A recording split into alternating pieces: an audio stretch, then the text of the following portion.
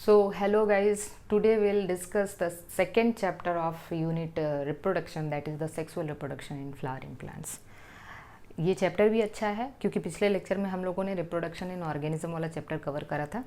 इस चैप्टर में आप ये जो आज वाला चैप्टर जो हम लोग रिप्रोडक्शन इन फ्लावरिंग प्लांट्स पढ़ने जा रहे हैं, वहाँ से 2 से 3 क्वेश्चन तो पक्का है आना है। तो चलिए स्टार्ट करते हैं हम लोग। That is the sexual reproduction in flowering plants. Sexual reproduction in flowering plants। ठीक है, अब हम लोग देखते हैं यहाँ पे हम लोगों को कई सारी चीज़ें पढ़नी है। मैं पहले एक लिस्ट बना देती हूँ कि हम लोग को पढ़ना क्या है। ठीक है, सबसे पहली चीज़ हम लोग को पढ़ना है फ्लावर्स के बारे में। ठीक है, इसके क्या क्या पार्ट हैं, यहाँ से भी कभी कभी क्वेश्चन आते हैं, आपको कंफ्यूज नहीं होना है। सेकंड हम लोग को पढ़ने हैं मेल रिप्रोडक्टिव ऑर्गन्स, पूरा का पूरा मेल रिप्रोडक्टिव ऑर्गन सिस्टम पढ़ना है। उसमें मेल रिप्रोडक्टिव सिस्टम क्या है, पॉलन ग्रेन क्या है, पॉलन ग्रेन कैसे बनता है, मेल गैमेटोफाइट क्या है, ठीक है ना, ये सब कुछ हम लोगों को पढ़ना है। थर्ड हम लोगों को फीमेल रिप्रोडक्टिव ऑर्गन पढ़ना है। फीमेल रिप्रोडक्टिव ऑर्गन में अगेन वही सारी चीज़ें हैं कि फीमेल रिप्रोडक्टिव ऑर्गन है क्या, मेगास्पोर क्या है, एग क्या है, जाइगोट क्या है, ये सब चीज़ें हम लोग आगे, मतलब एग क्या है, ओव्यूल क्या है, ये सब हम लोग पढ़ेंगे। फोर्थ वाले में हम लोग देखेंगे पॉलिनेशन क्या होता है। ठीक है, पॉलिनेशन क्या है। पांचवी चीज़ हम लोग देखेंगे फर्टिलाइजेशन क्या है। ठीक है, पोस्ट पॉलिनेशन या पोस्ट फर्टिलाइजेशन इवेंट्स देखेंगे हम लोग, पोस्ट पॉलिनेशन फर्टिलाइजेशन इवेंट देखेंगे। और लास्ट में हम लोगों को कुछ इम्पॉर्टेंट टर्मिनोलॉजी जो हमारी बुक में दिया हुआ है, जैसे एपोमिक्सिस क्या है और पॉली एम्ब्रियोनी क्या है, तो ये सब चीज़ें हम लोगों को कवर करनी है। ठीक है, तो देखिए यहाँ पे जो फर्टिलाइजेशन के बाद हम लोग जो पोस्ट फर्टिलाइजेशन इवेंट पढ़ेंगे, उसमें हमारा जाइगोट आ जाएगा, हमारा एम्ब्रियो आ जाएगा, हमारा एंडोस्पर्म आ जाएगा, सीड आ जाएगा, फ्रूट आ जाएगा, सब कुछ इसमें हम लोग को कवर करना है। तो चलिए हम लोग स्टार्ट करते हैं। पहले एक फ्लावर के बारे में देख लेते हैं। अब इसमें आप एकदम अटेंटिव होके अच्छे से पढ़िए। अगर आप ध्यान से लेक्चर देखते हैं तो सारे के सारे डाउट्स आपके सॉल्व हो जाएंगे। तो चलिए देखिए यहाँ पे जो है फ्लावर्स, अगर मैं एक फ्लावर की बात करूँ तो मान लीजिए फ्लावर का हमारा क्या है, ये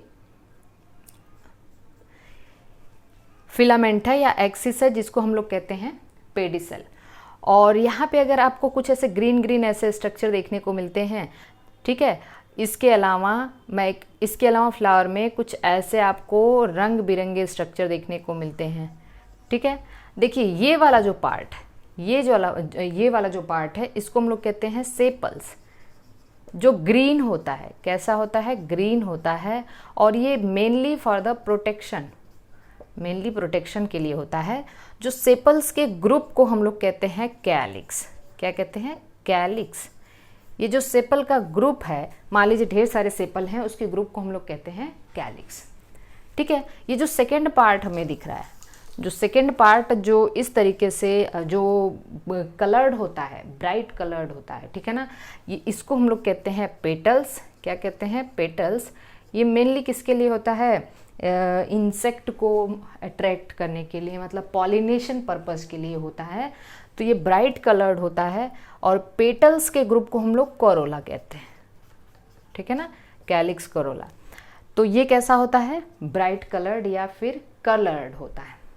इसके बाद हम कुछ ऐसे स्ट्रक्चर हमें देखने मिलते हैं जो इस तरीके से फिलामेंटस स्ट्रक्चर देखने मिलते हैं। ये कहलाता है हमारा स्टेमेन। जो मेल रिप्रोडक्टिव पार्ट है उसको हम लोग कहते हैं स्टेमेन। जो स्टेमेन है, स्टेमेन के ग्रुप को हम लोग कहते हैं एंड्रीशियम। क्या कहते हैं? एंड्रीशियम। स्पेलिंग कुछ भी हो सकती है, थोड़ा सा गड़बड़ हो सकती है। और finally that is the female reproductive part. Female reproductive part इस तरीके से यहाँ पे है, और इस फीमेल रिप्रोडक्टिव पार्ट को हम लोग कहते हैं, this is the pistil or carpel. Pistil कह लीजिए या फिर इसको कार्पल कह लीजिए। और इसके ग्रुप को हम लोग कहते हैं गाइनीशियम। बात समझ में आ गई। गाइनो वर्ड से तो आपको समझ में आ ही रहा होगा। तो ये हम एक फ्लावर का स्ट्रक्चर बता दिए, आपको इसके बारे में पता होना चाहिए। कैलिक्स, कोरोला, या फिर we can say sepal, petal, stamen and carpel और पिस्टिल, दोनों टर्म अभी आप इसको ऐसे समझिएगा। ये फीमेल रिप्रोडक्टिव पार्ट है, ये stamen is the male reproductive part, और ये जो है ये everything we can say flower is the modified leaf, everything is modified leaf, ये लीफ का मॉडिफिकेशन होता है। बात यहाँ तक समझ में आ चुकी है। Now come to the male reproductive part. अब हम लोग मेल रिप्रोडक्टिव पार्ट के बारे में डिस्कस करेंगे। तो आ जाते हैं हम लोग मेल रिप्रोडक्टिव पार्ट पे। Mail reproductive part, mail reproductive part क्या है जल्दी बताइए। दिस इज द स्टेमन, एक स्टेमन is the male reproductive part, और जो स्टेमन है उसके ग्रुप को हम लोग क्या कहेंगे, एंड्रीशियम। स्टेमन में दो पार्ट होते हैं, स्टेमन में दो पार्ट होते हैं। जैसे मान लीजिए मैंने एक स्टेमन बनाया इस तरीके से, तो हमारा जो स्टेमन है वो कुछ ऐसे दिखेगा आपको, या इस तरीके से। इसमें दो पार्ट होते हैं, एक जो होता है ये दिख रहा है, इसको हम लोग कहते हैं एंथर, और जो सेकंड है इसको हम लोग कहते हैं फिलामेंट। एंथर और ये क्या है, फिलामेंट। ठीक है बच्चों, ध्यान से समझना इस चीज को। जो एंथर होता है, एंथर मोस्टली बाइलोब्ड होता है, बाइलोब्ड, रेयरली ये मोनोलोब्ड भी हो जाता है। मोनोलोब, बाइलोब्ड का मतलब आप देख रहे हैं यहाँ पे दो लोब दिख रहे हैं, 1 2, इसीलिए इसको हम डाइथिकस भी कहते हैं, डाइथिकस भी कहते हैं। मैं इसके बारे में डिस्कस नहीं करने जा रही हूँ क्योंकि ये आपके एनसीईआरटी में नहीं है। कुछ एग्जाम्पल है हिबिस्कस वगैरह जो मोनोलोब्ड होते हैं, जिसको मोनोथिकस या यूनिथिकस कहते हैं। तो देखिए, अब ये जो बाइलोब है, जब आप इस लोब को कट करेंगे, जब आप इस लोब को कट करेंगे तो आपको स्ट्रक्चर कुछ ऐसा दिखने जा रहा है। ये जो दोनों आपके लोब दिख रहे हैं ना, एक लोब ये, एक लोब ये, एक लोब ये हो गया, एक लोब ये हो गया, इसको हम कहते हैं बाइलोब्ड। और हर एक लोब में दो लॉक्यूल बने होते हैं, हर एक लोब में दो लॉक्यूल्स बने होंगे। इस लॉक्यूल को आप कहते हो माइक्रोस्पोरेंजियम। क्या कहते हो, माइक्रोस्पोरेंजियम। मतलब each lobe contain 2 microsporangia, hence जो ये बाइलोब्ड होता है इसको हम लोग टेट्रास्पोरेंजिएट भी कहते हैं, टेट्रास्पोरेंजिएट टाइप, टेट्रास्पोरेंजिएट टाइप। याद रखना इस बात को बहुत अच्छे से। सो मोस्ट कॉमन एंथर कैसा होता है, बाइलोब्ड या टेट्रास्पोरेंजिएट टाइप। अगर मैं यूनिलोब्ड की बात कर दूं तो ये बाइस्पोरेंजिएट हो जाएगा, बाइस्पोरेंजिएट हो जाएगा, ठीक है ना, बाई। लेकिन ये मोस्ट कॉमन है, कैसा है, मोस्ट कॉमन। यहाँ तक चीज़ समझ में आ चुकी है, ओके। तो हमारा जो एक स्पोरेंजिया है, माइक्रोस्पोरेंजिया। अब चलिए मैं एक चीज़ यहाँ पे, एक चीज़ मैं आपको बता दूँ। यही जो हमारा माइक्रोस्पोरेंजिएट, मतलब जो यहाँ पे मैंने आपको बताया 4 लॉक्यूल हैं, इनको हम लोग कहते हैं माइक्रोस्पोरेंजियम, ठीक है। माइक्रोस्पोरेंजियम को हम लोग पॉलन सैक भी कहते हैं। क्या कहते हैं, पॉलन सैक।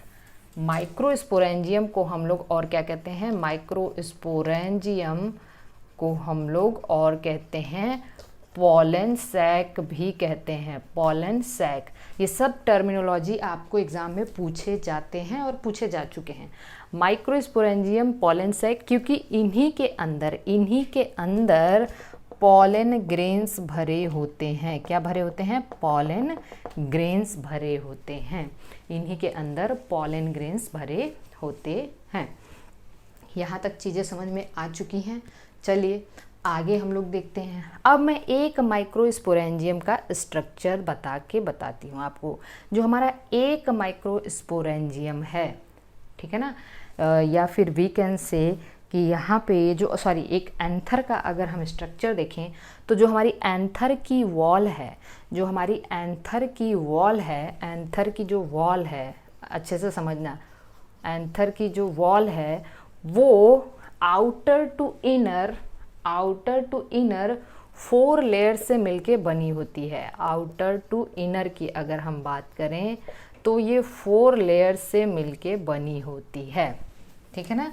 एंथर की जो वॉल है आउटर टू इनर, सॉरी ये 4 लेयर से मिलके बनी होती है। आउटर टू इनर ये लेयर क्या होती है, पहली सबसे बाहर की लेयर होती है एपिडर्मिस, ठीक है, ठीक है। सेकेंड जो लेयर होती है वो है आपकी एंडोथीसियम,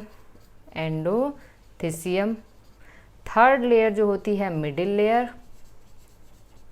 ठीक है, और लास्ट लेयर जो होती है वो है टैपिटम। लास्ट लेयर कौन सी होती है, टैपिटम। एकदम अच्छे से चीज़ों को समझना है, epidermis, endothecium, middle layer and tapetum, ठीक है।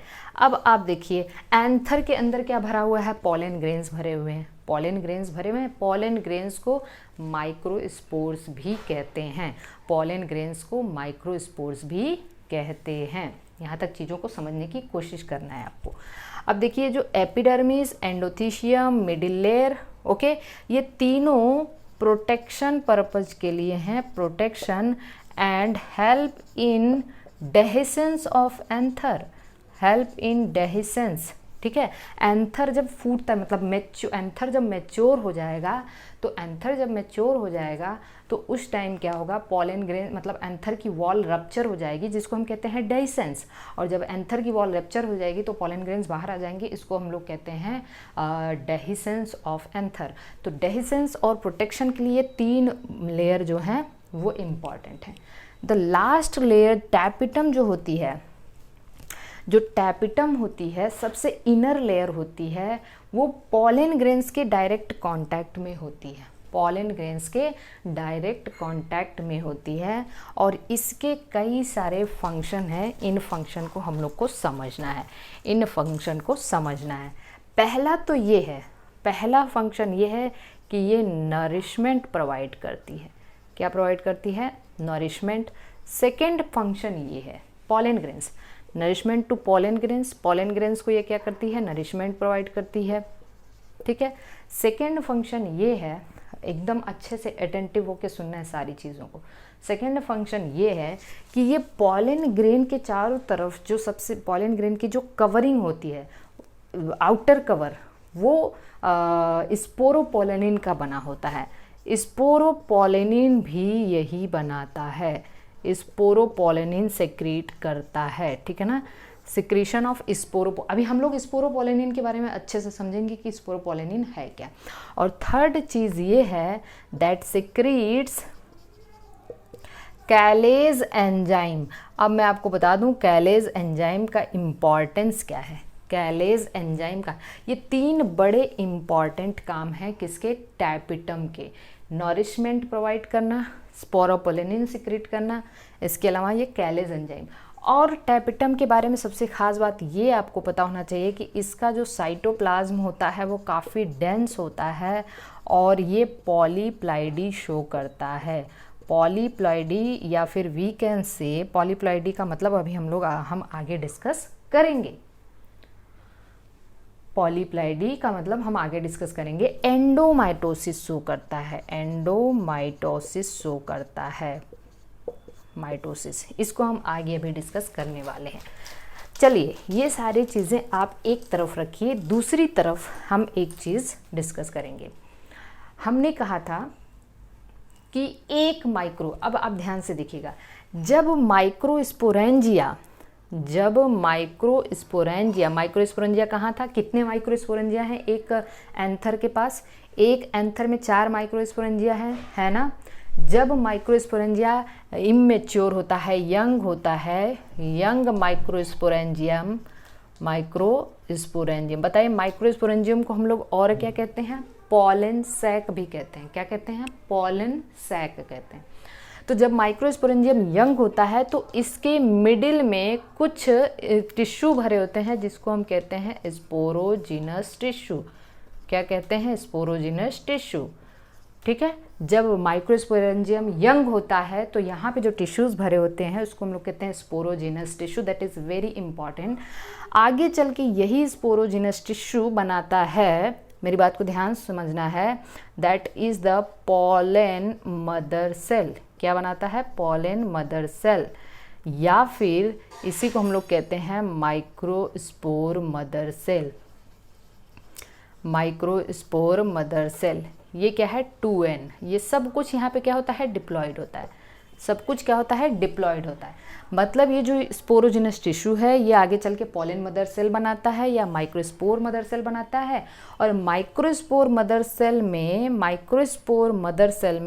क्या होता है रिडक्शनल डिवीज़न होता है, माइटोटिक डिवीज़न होता है, रिडक्शन डिवीज़न होता है। तो ये आपके बना देते हैं माइक्रोस्पोर, क्या बना देते हैं माइक्रोस्पोर्स। और कितने माइक्रोस्पोर, एक माइक्रोस्पोर मदर सेल से 4 माइक्रोस्पोर्स बनेंगे या फिर, और ये चारों माइक्रोस्पोर या आप यहाँ पे लिख सकते हैं माइक्रोस्पोर टेट्राड, माइक्रोस्पोर टेट्राड्स।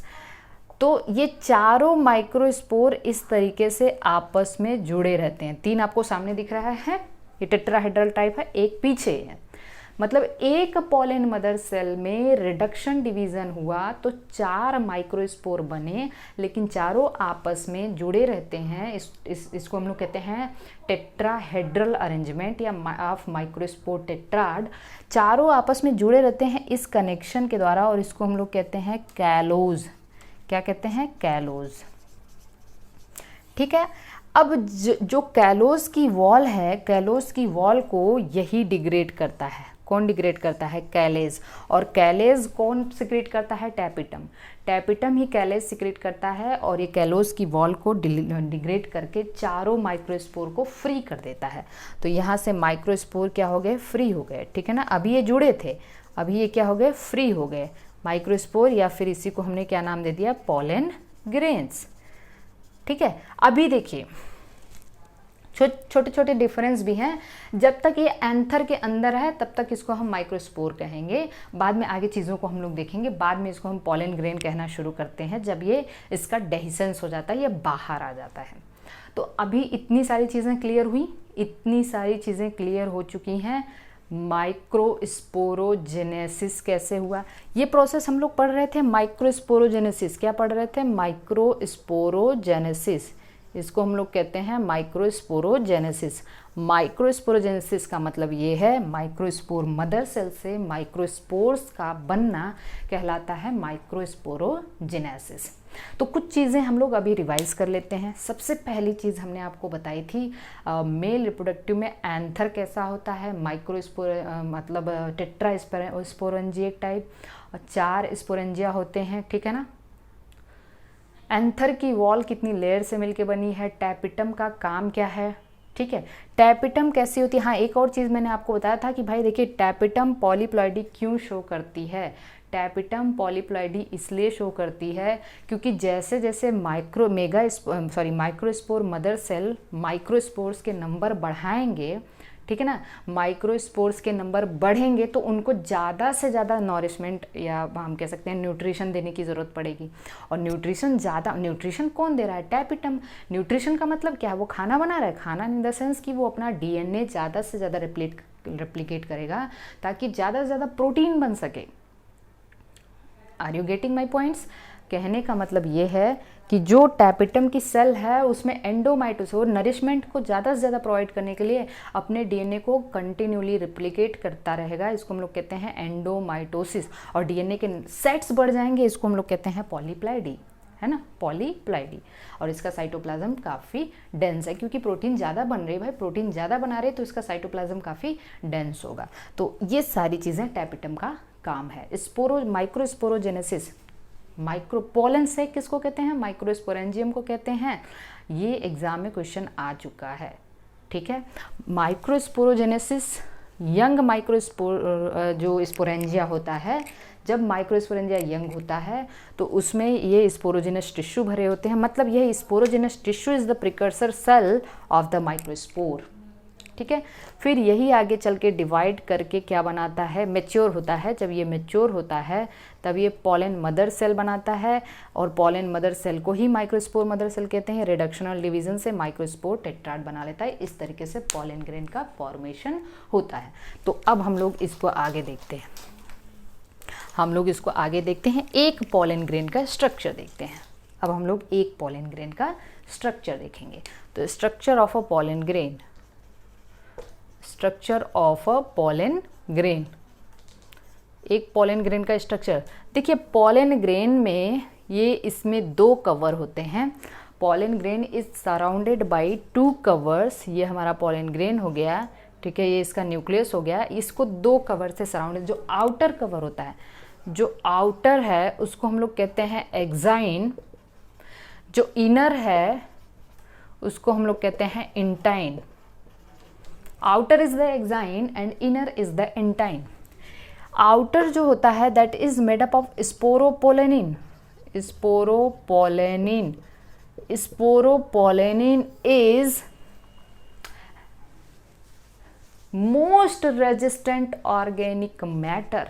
मतलब अभी तक जितने भी ऑर्गेनिक मैटर हैं इस अर्थ पे, उसमें से मोस्ट रेजिस्टेंट ऑर्गेनिक मैटर है स्पोरोपोलेनिन। तो अगर sporopollenin most resistant, that is we can say resistant to high temperature, resistant to strong acid, resistant to strong alkalis, and that can't be degraded by any enzyme। मेरी बात को note करते रहना है। मतलब इतने, ये हर एक चीज़, स्ट्रॉन्ग एसिड कुछ नहीं कर सकता, एल्कली कुछ नहीं कर सकता, इसका कोई भी ऐसा एंजाइम नहीं बना है जो इसको डिग्रेड कर सकता है, ठीक है। हाई टेम्परेचर भी इसका कुछ नहीं बिगाड़ सकता। इसलिए पॉलन ग्रेन जो है ना, उसको क्या करते हैं, प्रिजर्व भी किया जाता है। इसका क्रायो प्रिजर्वेशन भी किया जाता है।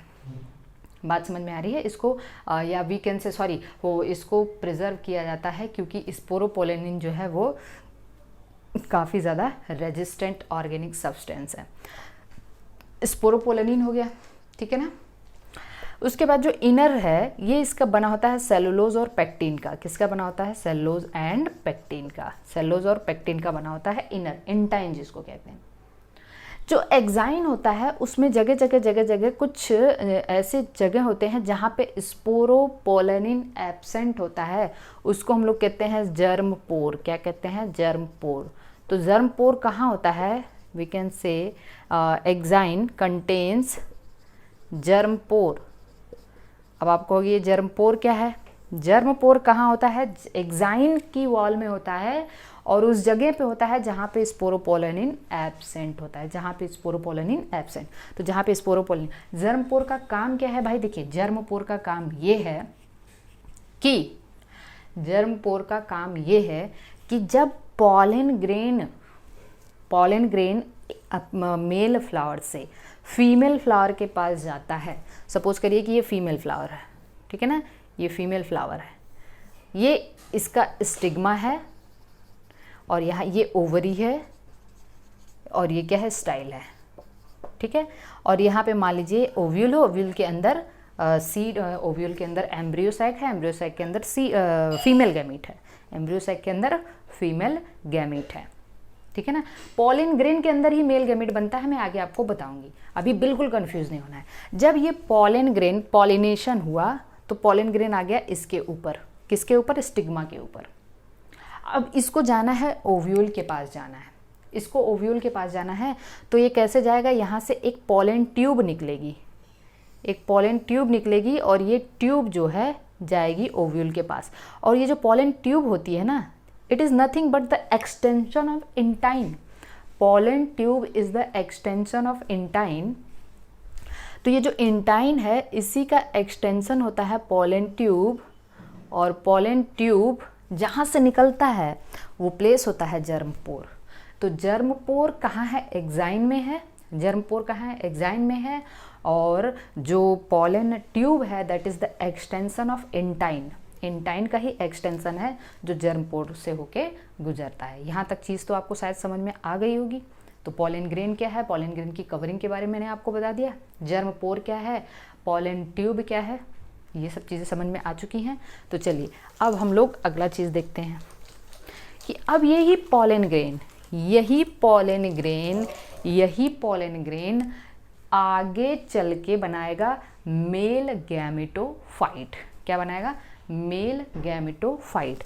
तो हम देखते हैं जर्मिनेशन ऑफ, या हम यहाँ पे लिख देते हैं मेल गैमेटोफाइट। मेल गैमेटोफाइट देखते हैं हम लोग, मेल गैमेटोफाइट का कैसे बनता है, ठीक है।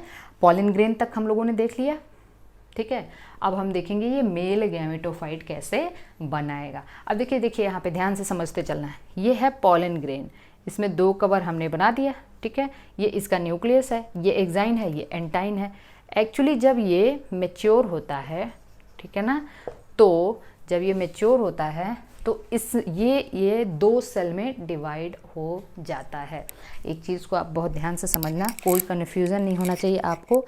ये जो पॉलन ग्रेन है जब मैच्योर होता है तो ये जो एक सेल है ये 2 सेल में डिवाइड हो जाता है, लेकिन अनइक्वल डिवीज़न होता है। डिवीज़न इज़ अनइक्वल, मतलब एक सेल थोड़ी बड़ी होती है और दूसरी सेल थोड़ी छोटी होती है। जो बड़ी सेल होती है उसको हम लोग कहते हैं वेजिटेटिव या ट्यूब सेल, वेजिटेटिव या ट्यूब सेल, और जो छोटी सेल होती है उसको हम कहते हैं जेनरेटिव सेल। क्या कहते हैं? Generative cell. देखिए बिग वी बी से वी और बी एक जैसा दिख रहा है, सुनने में एक जैसा लग रहा है, तो बिग सेल जो है वो वेजिटेटिव सेल है, और जो स्मॉल सेल है वो क्या है? दैट इज़ द हम कह सकते हैं जेनरेटिव सेल स्पिंडल शेप होती है, ठीक है। ये कैसी होती है? Spindle shape. अब इस चीज़ को समझना है आपको, इस चीज़ को समझना है। यहाँ पे ये पॉलन ग्रेन है, पॉलन ग्रेन है, ये 2 सेल्ड स्टेज हो गया। ये क्या हो गया? 2 सेल्ड स्टेज। अभी तक ये 1 सेल स्टेज था, ये 2 सेल्ड स्टेज है। आगे चल के ये जेनरेटिव सेल, आगे चल के ये जेनरेटिव सेल का जो न्यूक्लियस है, या सॉरी आगे चल के ये जो जेनरेटिव सेल है यही 2 मेल गैमीट बना, एक जेनरेटिव सेल 2 मेल गैमीट। देखिए पॉलन ग्रेन में ही 2 मेल गैमीट होता है। तो आगे चल के जेनरेटिव सेल डिवाइड करके क्या बनाएगी? 2 मेल गैमीट। तो एक तो आपका ये वेजिटेटिव सेल तो है ही, ठीक है ना, वेजिटेटिव सेल तो है ही, और यहाँ पे ये 2 मेल गैमीट बन गया, 2 मेल गैमीट, ठीक है ना। तो दिस इज 3 सेल्ड स्टेज। अब आपसे एग्जाम में क्वेश्चन आ भी सकता है, ध्यान समझना है कि जो मेल गैमीट की मदर सेल है, ये मेल गैमीट है ना, ये 2 मेल गैमीट्स है, 2 मेल गैमीट्स। जो मेल गैमेट की मदर सेल है वो कौन है? जेनरेटिव सेल है कि vegetative? That is the generative cell, that is the generative cell. तो ये 3 सेल, यहाँ पे पॉलन ग्रेन 3 सेल्ड स्टेज है, यहाँ पे पॉलन ग्रेन 2 सेल्ड स्टेज है, यहाँ पे पॉलन ग्रेन 3 सेल्ड स्टेज है, यहाँ पे पॉलन ग्रेन 3 सेल्ड स्टेज है। बात समझ में आ रही है? जब ये पॉलन ग्रेन पॉलन ग्रेन, मेरी बात को एकदम अच्छे से समझना है, ठीक है। मेल गैमेटोफाइट क्या होता है मैं भी आपको बताऊंगी। जो pollen grain with pollen tube, उसको हम कहते हैं मेल गैमेटोफाइट। पॉलन ग्रेन और उसमें से इंटाइन का एक्सटेंशन निकलेगा पॉलन ट्यूब, जब वो स्टिग्मा पे जाएगा तब वो क्या बनेगा? Male gametophyte. अब देखिए पॉलन ग्रेन में हमें एक जगह 2 सेल स्टेज देखने मिलता है, एक जगह 3 सेल स्टेज देखने को मिलता है। अब एक होता है कि पॉलिनेशन स्टेज क्या है? पॉलिनेशन स्टेज का मतलब ये है कि अप्रॉक्सीमेटली 60% एंजियोस्पर्म में पॉलन ग्रेन्स 2 सेल्ड स्टेज में ही बाहर आ जाता है। अप्रॉक्सीमेटली 60% एंजियोस्पर्म में पॉलन ग्रेन 2 सेल्ड स्टेज में बाहर आ जाता है, 2 सेल्ड स्टेज, और 40% एंजियोस्पर्म में ये 3 सेल्ड स्टेज में बाहर आता है। 2 सेल्ड स्टेज का मतलब एक वेजिटेटिव सेल है, एक जेनरेटिव सेल है। मतलब एंथर से पॉलन ग्रेन बाहर आने का वो टाइमिंग क्या होती है? 60% एंजियोस्पर्म में ये 2 सेल्ड स्टेज में आ जाता है, और 40% एंजियोस्पर्म में ये 3 सेल्ड स्टेज में बाहर आता है, जब मेल गैमेट भी बन गया होता है। तो यहाँ तक चीज़ आपको शायद पॉलन ग्रेन के बारे में समझ में आ गई होगी। तो ये सब चीज़ें हैं। अब हम लोग देखते हैं कुछ ऐसी चीज़ें हैं कि जो हमारा पॉलन ग्रेन वो हमें पॉलन एलर्जी भी कॉज करता है। कुछ ऐसे प्लांट्स होते हैं, प्लांट के पॉलन ग्रेन हैं, जैसे पार्थेनियम है, ठीक है। पार्थेनियम एक्सपोर्टेड वीट के साथ आया था, ठीक है ना, सॉरी इम्पोर्टेड वीट के साथ आया था, बाहर से गेहूं लाने के साथ पार्थेनियम का कैरेट ग्रास कहते हैं इसको, ठीक है ना। ये क्या करते हैं, पॉलन एलर्जी कॉज करते हैं, पॉलन एलर्जी। जब हम लोग एलर्जीज पढ़ेंगे वहाँ पे एक टाइप का सिम्टम जो हमें नज़र आता है, हमें कफिंग होने लगती है और इन्फ्लामेशन होने लगता है, ब्रांकियल डिसऑर्डर्स, एस्थमा, ये सारी चीज़ें होती है जिसको हम लोग कहते हैं हे फीवर। क्या कहते हैं, हे फीवर, ठीक है। जब हम लोग इम्यूनोलॉजी पढ़ेंगे तो वहाँ पे ये टर्मिनोलॉजी आएगा। तो पॉलन एलर्जी भी कॉज करता है। ये काफ़ी न्यूट्रिशियस भी होता है, ये काफ़ी न्यूट्रिशियस भी होता है क्योंकि इनमें भरपूर मात्रा में प्रोटीन, कार्बोहाइड्रेट, वाइटामिन्स सब कुछ प्रेजेंट होते हैं। इसलिए नॉर्थन कंट्रीज़ में, नॉर्थन जो वी कैन से एरिया है, वहाँ पे पॉलन टैबलेट्स बनाए जाते हैं, पॉलन सिरप्स बनाए जाते हैं, पॉलन ग्रेन को मतलब यूज़ करके पॉलन टैबलेट या पॉलन सिरप्स बनाए जाते हैं, जिसको एथलीट्स या जो रेसर्स होते हैं वो लोग यूज़ करते हैं अपनी एनर्जी को बढ़ाने के लिए, ठीक है। एक टर्मिनोलॉजी आता है viability of pollen grains.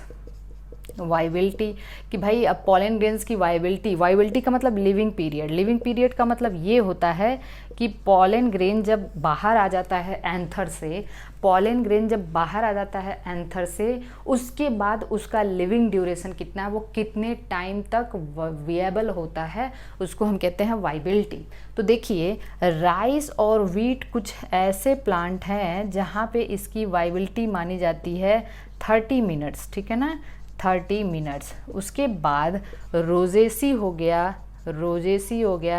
Poaceae हो गया, सॉरी रोजेसी हो गया, और आपका ये एस्टरेसी हो गया। कुछ ऐसी फैमिलीज़ हैं जहाँ पे इसकी वायबिलिटी सेवरल मंथ्स तक मानी जाती है, काफ़ी कई महीनों तक ये आफ्टर सेडिंग फ्रॉम द एंथर, ये कई महीने तक इसकी वायबिलिटी होती है, कई महीने तक ये वायबल होता है। अब आपको पता है कि जैसे पॉलन ग्रेन्स को जैसे सीड बैंक होता है, ठीक है ना, ब्लड बैंक है, स्पर्म बैंक है, एग बैंक है, उसी तरीके से पॉलन ग्रेन को भी प्रिजर्व किया जाता है। और प्रिजर्वेशन आपको पता है लिक्विड नाइट्रोजन पे होता है -196 डिग्री सेंटीग्रेड पे, जिसको हम लोग क्या कहते हैं, क्रायो प्रिजर्वेशन। तो क्रायो प्रिजर्वेशन भी किया जाता है पॉलन ग्रेन का, जिसको जो आगे चल के जो we can say plant breeders वगैरह हैं वो इसको इस्तेमाल कर सकते हैं, ठीक है। तो ये सब चीज़ें हैं, आपको पॉलन बैंक भी आपको देखने मिलता है। तो this is all about the male reproductive part. Come to the female reproductive part. Female reproductive part में अब एक एक चीज़ हम लोग ध्यान से समझेंगे। मेल रिप्रोडक्टिव पार्ट समझ में आ गया। मेल रिप्रोडक्टिव पार्ट में से आपको दो तीन चीज़ें जो मैं अभी बताने जा रही हूँ। पहली चीज़ मैंने आपको बताया माइक्रोस्पोरेंजियम क्या है, माइक्रोस्पोरेंजियम क्या है, पॉलन सैक है ना, ये क्या है, पॉलन सैक है, भूलना नहीं है, ये एग्जाम में पूछा जाता है। अच्छा एक और चीज़ जो स्टेमेन है, ठीक है ना, स्टेमेन को माइक्रोस्पोरोफिल भी कहते हैं। क्या कहते हैं, माइक्रोस्पोरोफिल भी कहते हैं, माइक्रोस्पोरोफिल भी कहते हैं स्टेमेन को। ओके, स्टेमेन को क्या कहते हैं, माइक्रोस्पोरोफिल कहते हैं। तो ये सारी चीज़ें, ये दो टर्मिनोलॉजी आपको अच्छे से याद होना चाहिए। हाँ, mother cell of male gamete की जो मदर सेल है वो कौन है, जनरेटिव सेल है। कौन है, generative cell. Generative cell male gamete का मदर सेल है। एक पॉलन ग्रेन, 1 पॉलन ग्रेन बराबर 2 मेल गैमीट, बराबर नहीं मतलब एक पॉलन ग्रेन में 2 मेल गैमीट्स पाए जाते हैं। पॉलन ग्रेन ही मेल गैमीट कंटेन करता है ना, ठीक है, पॉलन ग्रेन ही। और जो स्पोरोजिनस टिश्यू है, sporogenous tissue is the primitive और we can say precursor of pollen या microspore. It is the precursor of microspore. Microspore को बनाया किसने, स्पोरोजिनस टिश्यू ने बनाया, ठीक है। तो ये सब हमें यहाँ से समझने को मिला। आइए हम लोग आ जाते हैं फीमेल रिप्रोडक्टिव ऑर्गन में। फीमेल रिप्रोडक्टिव ऑर्गन, इसको भी एकदम अटेंटिव होके समझना है। फीमेल रिप्रोडक्टिव ऑर्गन्स को या हम ऑर्गन को हम लोग क्या कहते हैं, एक पिस्टिल कह लिए या फिर कार्पल कह लिए, पिस्टिल या फिर कार्पल। इसकी यूनिट को हम लोग कहते हैं गाइनेशियम, यूनिट को हम लोग क्या कहते हैं, गाइनेशियम। अब देखिए जो कार्पल है ना,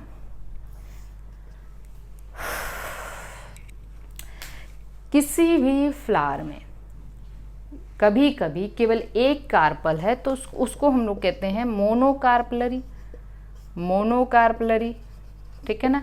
एक से ज़्यादा कार्पल है तो उसको हम लोग कहते हैं मल्टी कार्पलरी, उसको हम लोग क्या कहते हैं, मल्टी कार्पलरी। मोनोकार्पलरी आपका हिबिस्कस में देखने मिलता है। कहाँ देखने मिलता है, हिबिस्कस में, ठीक है, हिबिस्कस में। आपकी बुक में डायग्राम दिया हुआ है, डायग्राम में एग्जाम्पल दिया हुआ है, ठीक है ना, उसको आप अपने बुक में देखिएगा। मल्टी कार्पलरी मतलब ढेर, किसी भी फ्लावर में जो है ढेर सारे कार्पल्स, ढेर सारे कार्पल्स। अगर वो ढेर सारे कार्पल्स हैं तो कार्पल्स आपस में फ्यूज भी हो सकते हैं और फ्री भी हो सकते हैं। अगर वो फ्री हैं तो इसको हम लोग कहते हैं एपोकार्पस। क्या कहते हैं, एपोकार्पस कंडीशन। और अगर वो आपस में फ्यूज्ड हैं तो इसको हम कहते हैं सिनकार्पस, सिनकार्पस कंडीशन। देखिए एपोकार्पस, सिनकार्पस, सिन का मतलब जोड़ना, सिन का मतलब जोड़ना। इसका सबसे अच्छा एग्जाम्पल है पैपावर। पापा से याद रख लेंगे आप, पैपावर, पापा फैमिली में सबको जोड़ने का काम करते हैं, है ना। तो जो सिनकार्पस है उसका एग्जाम्पल है पैपावर, और जो एपोकार्पस है उसका एग्जाम्पल है माइकेलिया, उसका एग्जाम्पल है माइकेलिया। जो चंपा फ्लावर होता है उसको हम लोग माइकेलिया कहते हैं। यहाँ तक चीज़ समझ में आ चुकी है, एकदम अच्छे से समझना है आपको, ठीक है। अब हम लोग एक पिस्टिल, एक ये तो कंडीशन हमने देखा, अब एक पिस्टिल का स्ट्रक्चर देखते हैं। एक पिस्टिल में हमें 3 पार्ट देखने मिलता है। ये मान लीजिए हमने एक पिस्टिल बना दिया, एक पिस्टिल बना दिया, इनमें हमें 3 पार्ट देखने मिलता है। पहला होता है ये स्टिग्मा जो रिसेप्टिव होता है, जो पॉलन ग्रेन को रिसीव करता है। दूसरा होता है स्टाइल, और थर्ड जो बेसल सोलन पार्ट होता है उसको हम लोग कहते हैं ओवरी। तो पहला हो गया स्टिग्मा, ठीक है, दूसरा हो गया स्टाइल, और third basal swollen part is the ovary. Ovary के अंदर, ओवरी के अंदर ओवरियन लॉक्यूल्स पाए जाते हैं। क्या पाए जाते हैं, ओवरियन लॉक्यूल्स पाए जाते हैं। इस लॉक्यूल के अंदर, ओवरी के अंदर कुछ कैविटी पाई जाती है। क्या पाई जाती है, कैविटी, जिसको हम कहते हैं ओवरियन लॉक्यूल्स। लॉक्यूल के अंदर प्लासेंटा पाया जाता है। क्या पाया जाता है, प्लासेंटा। प्लासेंटा से एराइज होता है आपका ओव्यूल। प्लासेंटा से क्या एराइज होता है, ओव्यूल एराइज होता है, और इस प्रोसेस को हम लोग कहते हैं प्लासेंटेशन। एक एक स्टेप अच्छे से समझना है। ओवरी, ओवरियन लॉक्यूल, प्लासेंटा, इससे एराइज होता है ओव्यूल, ठीक है। अच्छा, ओव्यूल आगे चल के क्या बनाता है, आफ्टर फर्टिलाइजेशन यही तो बनाता है सीड। क्या बनाता है, सीड बनाता है। सीड कौन बनाता है, ओव्यूल बनाता है। देखिए ओव्यूल भाई क्या हो सकते हैं, सिंगल हो सकता है, किसी ऑर्गेनिज्म में सिंगल ओव्यूल हो सकता है, और ओव्यूल मेनी हो सकते हैं। भाई सिंगल ओव्यूल है तो बीज सिंगल बनेगा, सीड सिंगल बनेगा। जैसे वीट हो गया, राइस हो गया, मैंगो हो गया, वीट हो गया, राइस हो गया, मैंगो हो गया, तो सिंगल ही सीड होता है ना भाई, इसमें सिंगल ही सीड होता है ना। लेकिन अगर हम पपाया की बात करें, पपाया की बात करें, वाटरमेलन की बात करें, ठीक है ना, वाटरमेलन की बात करें, तो आप बता सकते हो कि यहाँ पे ओव्यूल तो एक से ज़्यादा थे, तभी तो सीड इतने ज़्यादा बने हैं, है ना। तो ये सारी चीज़ें हैं जो आपको समझ में आना चाहिए। अब हम जो मेन चीज़ है हमारी, हम एक ओव्यूल का स्ट्रक्चर देखेंगे। ओव्यूल कहाँ से अराइज होता है, देखिए ओवरी है, ओवरी में कैविटीज़ देखेंगे आपको, जिसको हम ओवरियन लॉक्यूल कहेंगे, और कैविटी के अंदर प्लासेंटा होगा, और प्लासेंटा से फिर आपका ओव्यूल निकला रहेगा।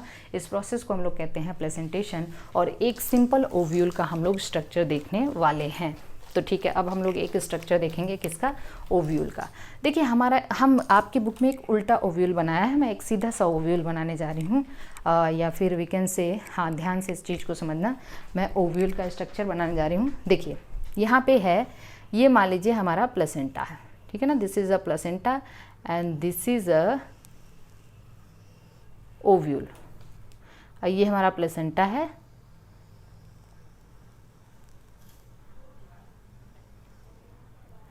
ये है हमारा ओव्यूल। इस चीज को समझने की कोशिश करना है। अब देखिए ये पार्ट है, इस पूरे ये जो दिख रहा है ना ऐसे उल्टा दिख रहा है, इसको हम लोग कहते हैं body of ovule. Body of ovule, ये ओव्यूल की एक बॉडी है। ये है प्लासेंटा, ध्यान से देखना है इस चीज को। प्लासेंटा से बॉडी ऑफ ओव्यूल को, प्लासेंटा से बॉडी ऑफ ओव्यूल को कहते हैं, जो जोड़ता है उसको हम कहते हैं फ्यूनिकल। क्या कहते हैं? फ्यूनिकल। तो फ्यूनिकल का काम क्या है? बॉडी ऑफ ओव्यूल को प्लासेंटा से जोड़ना है। It is the stock. ठीक है, फिर बॉडी ऑफ ओव्यूल, ठीक है, यहां जहां से ये जुड़ता है फ्यूनिकल से, उस पार्ट को हम लोग कहते हैं हाइलम। हाइलम आपको पता है डिप्रेशन को कहते हैं। तो हाइलम क्या है? It is the junction between body of ovule and the funicle. ठीक है, ओव्यूल के पास ये दो लेयर दिख रहे हैं आपको, इसको हम लोग कहते हैं इंटेग्यूमेंट। ओव्यूल के लेयर को हम लोग कहते हैं इंटेग्यूमेंट। तो this is the outer integument, outer integument, और ये है इनर इंटेग्यूमेंट, इनर इंटेग्यूमेंट। ठीक है ना, इंटेग्यूमेंट। ये वाला एंड जहाँ पे इंटेग्यूमेंट नहीं है, इसको हम लोग कहते हैं माइक्रोपाइल। इसको हम क्या कहते हैं? माइक्रोपाइल। तो इस तरीके से ये वाला जो एंड है, ये वाला जो एंड है वो माइक्रोपाइलर एंड है, माइक्रोपाइलर एंड है। और माइक्रोपाइलर एंड के जो अपोजिट है, जो अपोजिट है, इसको हम कहते हैं चैलेजल एंड। क्या कहते हैं? Chalazal end. चैलेजल एंड जो इसके बेसल पार्ट को डिनोट करता है। ओव्यूल के बेसल पार्ट, मेरी बात को ध्यान समझना, ओव्यूल के बेसल पार्ट को कौन डिनोट करता है? Chalazal and. यहाँ तक बात समझ में आ गई? अब आप आगे देखेंगे तो यहाँ पे इस तरीके से आपको एक स्ट्रक्चर देखने मिलेगा, और ये इस तरीके से कुछ यहाँ पे टिश्यूज़ भरे रहते हैं भारी मात्रा में, जिसको हम लोग कहते हैं न्यूसेलस। क्या कहते हैं? न्यूसेलस। ये जो टिश्यू भरे पड़े हैं इसको हम लोग कहते हैं न्यूसेलस। और न्यूसेलस के बीच में जो स्ट्रक्चर आपको दिख रहा है इसको हम लोग कहते हैं एम्ब्रियो सैक। क्या कहते हैं? Embryo sac. बात को अच्छे से समझने की कोशिश करना। अब ये पूरा स्ट्रक्चर है ओव्यूल का। ओव्यूल को एक और नाम देते हैं मेगास्पोरेंजियम। क्या कहते हैं? मेगास्पोरेंजियम। ये क्वेश्चन एग्जाम में पूछा जा चुका है। ओव्यूल को हम लोग मेगास्पोरेंजियम कहते हैं। ठीक है ना, ओव्यूल को क्या कहते हैं? मेगास्पोरेंजियम। माइक्रोस्पोरेंजियम किसको कहा था? पॉलन सैक को। माइक्रोस्पोरेंजियम किसको? स्टेमेन को माइक्रोस्पोरोफिल कहा था, कार्पेल को मेगास्पोरोफिल कहेंगे, कार्पल को मेगास्पोरोफिल कहेंगे। ठीक है, मेल गैमेटोफाइट क्या था? Pollen grain with pollen tube. Pollen grain with pollen tube male gametophyte था। और फीमेल गैमेटोफाइट कौन है? Embryo sac. एम्ब्रियो सैक को हम लोग फीमेल गैमेटोफाइट कहते हैं। फीमेल गैमेटोफाइट मतलब एम्ब्रियो सैक को ही कहा जाता है। ठीक है, तो ये सारे के सारे स्ट्रक्चर हमने एक ओव्यूल में देखा। ये ओव्यूल इन्वर्टेड है। तो मोस्ट कॉमन ओव्यूल जो होता है वो इन्वर्टेड होता है, जिसको हम एनाट्रोपस कहते हैं। एनाट्रोपस दो कवर से बना है इसलिए बाइटेगमिक कहते हैं। तो most common ovule is the bitegmic anatropous. Anatropous का मतलब उल्टा, बॉडी ऑफ ओव्यूल उल्टा है। ठीक है ना, तो हमने क्या देखा? This is the placenta. Funicle जो बॉडी ऑफ ओव्यूल को प्लासेंटा से जोड़ता है। हाइलम जो बॉडी ऑफ ओव्यूल को फ्यूनिकल से जोड़ता है। ठीक है, दो टेग्यूमेंट वी कैन से दो कवरिंग है, आउटर इंटेग्यूमेंट, इनर इंटेग्यूमेंट। ठीक है ना, और इसके अंदर एक हमको एम्ब्रियो सैक देखने मिलता है जिसको हम फीमेल गैमेटोफाइट कहते हैं। और यहाँ पे कुछ न्यूट्रिटिव टिश्यूज़ भरे होते हैं जिसको हम न्यूसेलस कहते हैं। ये क्या करता है? न्यूट्रिशन प्रोवाइड करता है। क्या करता है? न्यूट्रिशन प्रोवाइड करता है। सब कुछ यहाँ पे जितना भी दिख रहा है सब 2n 2n 2n 2n है, मतलब सब कुछ यहाँ पे डिप्लॉयड है, सब कुछ यहाँ पे डिप्लॉयड है except the embryo sac. Embryo sac is the haploid structure. तो आपसे एग्जामिनर पूछ सकता है कि एक मेगास्पोरेंजियम या ओव्यूल में कौन सा स्ट्रक्चर हैप्लॉयड है? That is the embryo sac. That is the embryo sac. यहाँ तक बात समझ में आ चुकी है। अब मैं आपको एक एक करके अब हम देखेंगे फॉर्मेशन ऑफ मेगा स्पोरोजेनेसिस। अगली प्रोसेस हम लोग देखेंगे मेगा स्पोरोजेनेसिस। तो चलिए मैं इसके स्ट्रक्चर को मिटा नहीं रही हूँ, आप यहाँ पे समझना। मेगा स्पोरोजेनेसिस, चलिए देखिए, जो माइक्रोपाइलर एंड है वहाँ की एक न्यूसेलर सेल, वहाँ की एक न्यूसेलर सेल, बात समझ में आ रही है मैं क्या कह रही हूँ, वो कन्वर्ट हो जाती है, एक न्यूसेलर सेल मॉडिफाई होके स्पोरोजिनस टिश्यू बनाती है। क्या बनाती है? स्पोरोजिनस टिश्यू, ठीक है ना। और यही आगे चल के बनाती है एक ही, लेकिन एक ओव्यूल में एक ही स्पोरोजिनस टिश्यू बनेगा। जैसे मेल में, ठीक है, मेल रिप्रोडक्टिव सिस्टम में हमने कहा था जो माइक्रोस्पोरेंजिया है वो ढेर सारे स्पोरोजिनस टिश्यू से भरा होता है, लेकिन यहाँ पे केवल एक न्यूसेलर सेल, केवल एक ही न्यूसेलर से एक ही स्पोरोजिनस टिश्यू में डिफरेंशिएट होगा। आपको पता है जैसे स्पर्म मिलियंस होते हैं लेकिन एग केवल एक ही होता है, वही कंडीशन है। तो पॉलन ग्रेन्स तो मिलियन होते हैं, पॉलन ग्रेन्स बहुत ज़्यादा होते हैं, मेल गैमेट भी बहुत ज़्यादा है, लेकिन जो एग है वो एक ही है। तो हमें एक ही स्पोरोजिनस टिश्यू चाहिए और ये स्पोरोजिनस टिश्यू एक मेगा स्पोर मदर सेल बनाता है। क्या बनाता है? एक मेगा स्पोर मदर सेल। जैसे हम लोग वहाँ पे पढ़ रहे थे ना माइक्रोस्पोर। अब मेगा स्पोर मदर सेल में रिडक्शन डिवीज़न होगा क्योंकि ये 2n है, रिडक्शन होगा तो ये 4 मेगा स्पोर्स बनाएगा।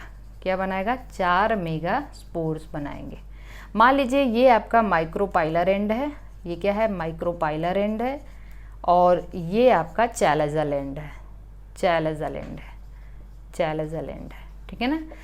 तीन ऑलवेज जो तीन हैं फ्रॉम द 3 मेगा स्पोर जो हैं, 3 mega spore from micropylar and degenerate हो जाते हैं। 3 mega spore from micropylar and क्या हो जाते हैं? डीजनरेट हो जाते हैं। तो बचा केवल एक ही ना, बचा केवल एक ही मेगा स्पोर। तो हर बार एक ओव्यूल में, देखिए ये एडाप्टेशन है नेचर का, नेचर की वी कैन से काफ़ी खूबसूरत रचना है, ये क्रिएटिविटी है कि केवल एक ही मेगा स्पोर बनना चाहिए, ठीक है। तो 3 डिजनरेट हो गया, केवल एक ही फंक्शनल मेगा स्पोर बचा। आपसे एग्जामिनर पूछता है कि कहाँ से 3 जनरेट हुआ? माइक्रोपाइलर एंड से। अब ये मेगा स्पोर क्या करता है? अब ये मेगा स्पोर क्या करता है? माइटोटिक डिवीज़न करता है, माइटोसिस करता है। माइटोसिस फर्स्ट में ये 2 सेल बनाया, ठीक है, लेकिन याद रहे कि केवल न्यूक्लियर डिवीज़न हो रहा है अभी यहाँ पे, सॉरी केवल न्यूक्लियर डिवीज़न हो रहा है, हाँ केवल न्यूक्लियर डिवीज़न, अभी सेल डिवीज़न नहीं, सॉरी साइटोकाइनेसिस नहीं हो रहा है, केवल कैरियोकाइनेसिस। फिर माइटोसिस सेकेंड हुआ तो इसने 4 बना लिया, ठीक है। फिर माइटोसिस थर्ड हुआ तो इसने 8 सेल्स बना लिए, माइटोसिस थर्ड हुआ तो इसने 8 थर्ड हुआ ना, तो इसने 8 सेल। अब ये करेगा 3+1 अरेंजमेंट, 3+1 अरेंजमेंट होगा और अब यहाँ पे होगा साइटोकाइनेसिस, ठीक है ना। क्या हो रहा है? सब कुछ एकदम सीक्वेंस में देखते रहिए। साइटोकाइनेसिस होगा तो 3 सेल अपने आप को ऐसे ऐसे ऐसे अरेंज कर लेंगी और 3 सेल अपने आप को ऊपर अरेंज कर लेंगी, एक बीच में आ जाएगी। वही हालत यहाँ भी है, 3 सेल आप अपने आप को यहाँ अरेंज कर लेंगी और एक बीच में आ जाएगी। Are you getting everything? ठीक है, 3+1 अरेंजमेंट। अब ये जो मान लीजिए this is the micropylar end, ये क्या है? माइक्रोपाइलर एंड है, this is micropylar end and this is the chalazal end, chalazal and.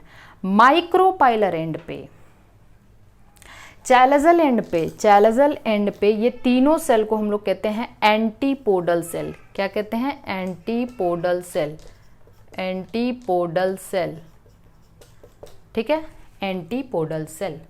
ये जो 2 न्यूक्लियस बीच में दिख रहे हैं आपको, इसको हम लोग कहते हैं पोलर न्यूक्लियाई। क्या कहते हैं? Polar nuclei. यहाँ पे 3 सेल दिखती हैं आपको, बाहर की 2 सेल को मैं यहाँ पहले माइक्रोपाइलर एंड यहाँ लिख दे रही हूँ, माइक्रोपाइलर एंड। बाहर की 2 सेल ये और ये, इसको हम लोग कहते हैं सिनर्जिड्स, ठीक है। ये बीच वाली जो सेल है इसको हम लोग कहते हैं एग, यही है एग। इन दोनों को मिला के हम कहते हैं एग एपरेटस। क्या कहते हैं, एग एपरेटस। तो आपसे एग्जामिनर क्वेश्चन पूछ सकता है कि एग कहाँ पे है, माइक्रोपाइलर एंड पे, एंटीपोडल सेल कहाँ है, चैलेंजल एंड पे। और ये जो देखिए अब 1 2 3 4 5 6 हो गया, 6 सेल हैं। और ये सबसे बड़ी सेल जो बीच की सेल है उसको हम कहते हैं सेंट्रल सेल। क्या कहते हैं, सेंट्रल सेल। तो कितनी सेल हुई टोटल, कितनी सेल हुई टोटल, 7 सेल। 7 सेल हुई टोटल, कितनी सेल हुई, 7 सेल। लेकिन न्यूक्लियस टोटल कितना है, 1 2 3 4 5 6 7 8, 8 न्यूक्लियस। ये पूरी की पूरी जो आपके को स्ट्रक्चर दिख रहा है वो 7 सेल्ड 8 न्यूक्लिएट स्टेज दिख रहा है। क्योंकि भाई देखिए आपको अगर एक त्रिकोण दे दिया गया और इस तरीके का स्ट्रक्चर बना के पूछा गया इसमें कितने त्रिकोण हैं, तो आप कितना बताओगे।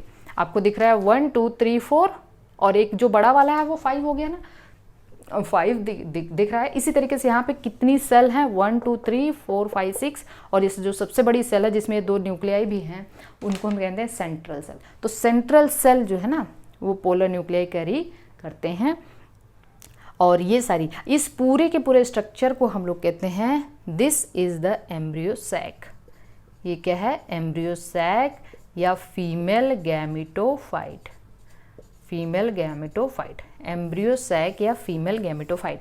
एम्ब्रियो सैक या फीमेल गैमेटोफाइट क्या है, 7 सेल्ड 8 न्यूक्लिएट स्टेज है। क्या है, 7 सेल्ड 8 न्यूक्लिएट स्टेज है। आई होप कि आपको चीज़ें यहाँ तक समझ में आ गई होंगी, बात समझ में आ गई। 7 सेल्ड 8 न्यूक्लिएट स्टेज है ये एम्ब्रियो सैक। Okay, clear. अब चलिए हम लोग आगे देखते हैं। नेक्स्ट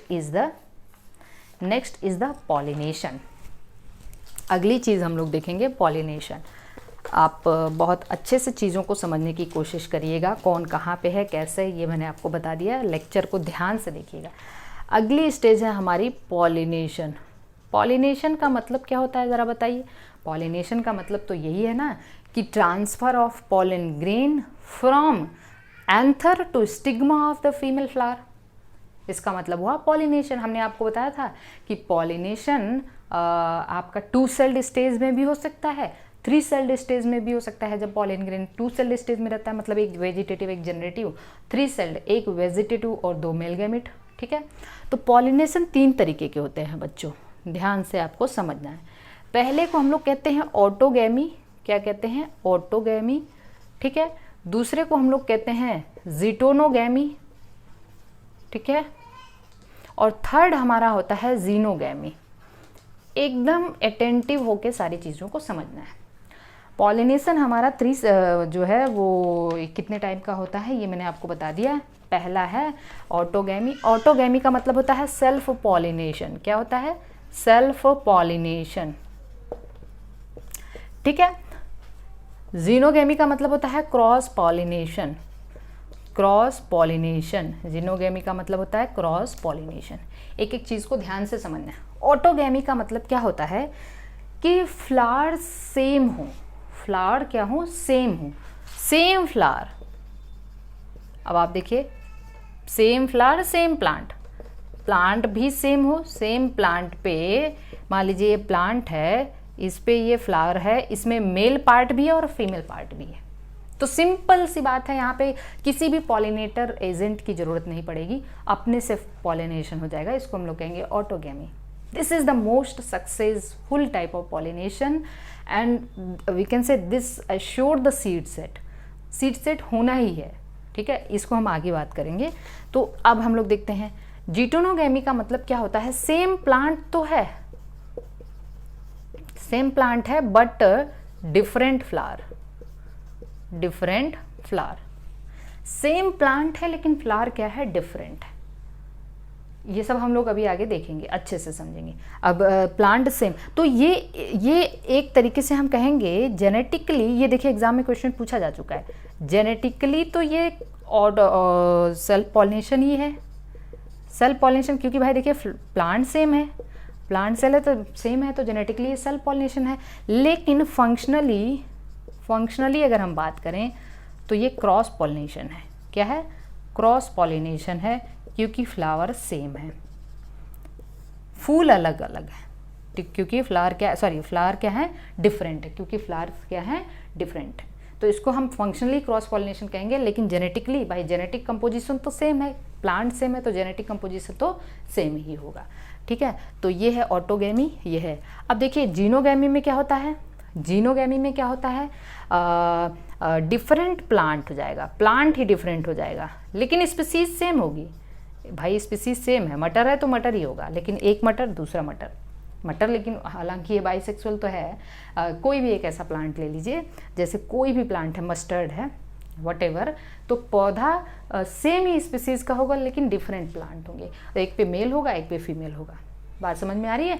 तो वहाँ पे क्या कहलाएगा, क्रॉस। अब हम लोग देखेंगे कि सेल्फ पॉलिनेशन के कॉन्ट्रीवेंसेस क्या क्या होते हैं, क्या कब कब सेल्फ पॉलिनेशन हो सकता है, इसकी क्राइटेरिया क्या होनी चाहिए। तो पहली चीज़ तो हमें इसके क्राइटेरिया देख लेते हैं। क्राइटेरिया, सेल्फ पॉलिनेशन के क्राइटेरिया क्या क्या होंगे, एक एक चीज़ को अटेंटिव होके देखना है। अच्छा, सेल्फ पॉलिनेशन हुआ तो इसके एडवांटेज क्या हैं।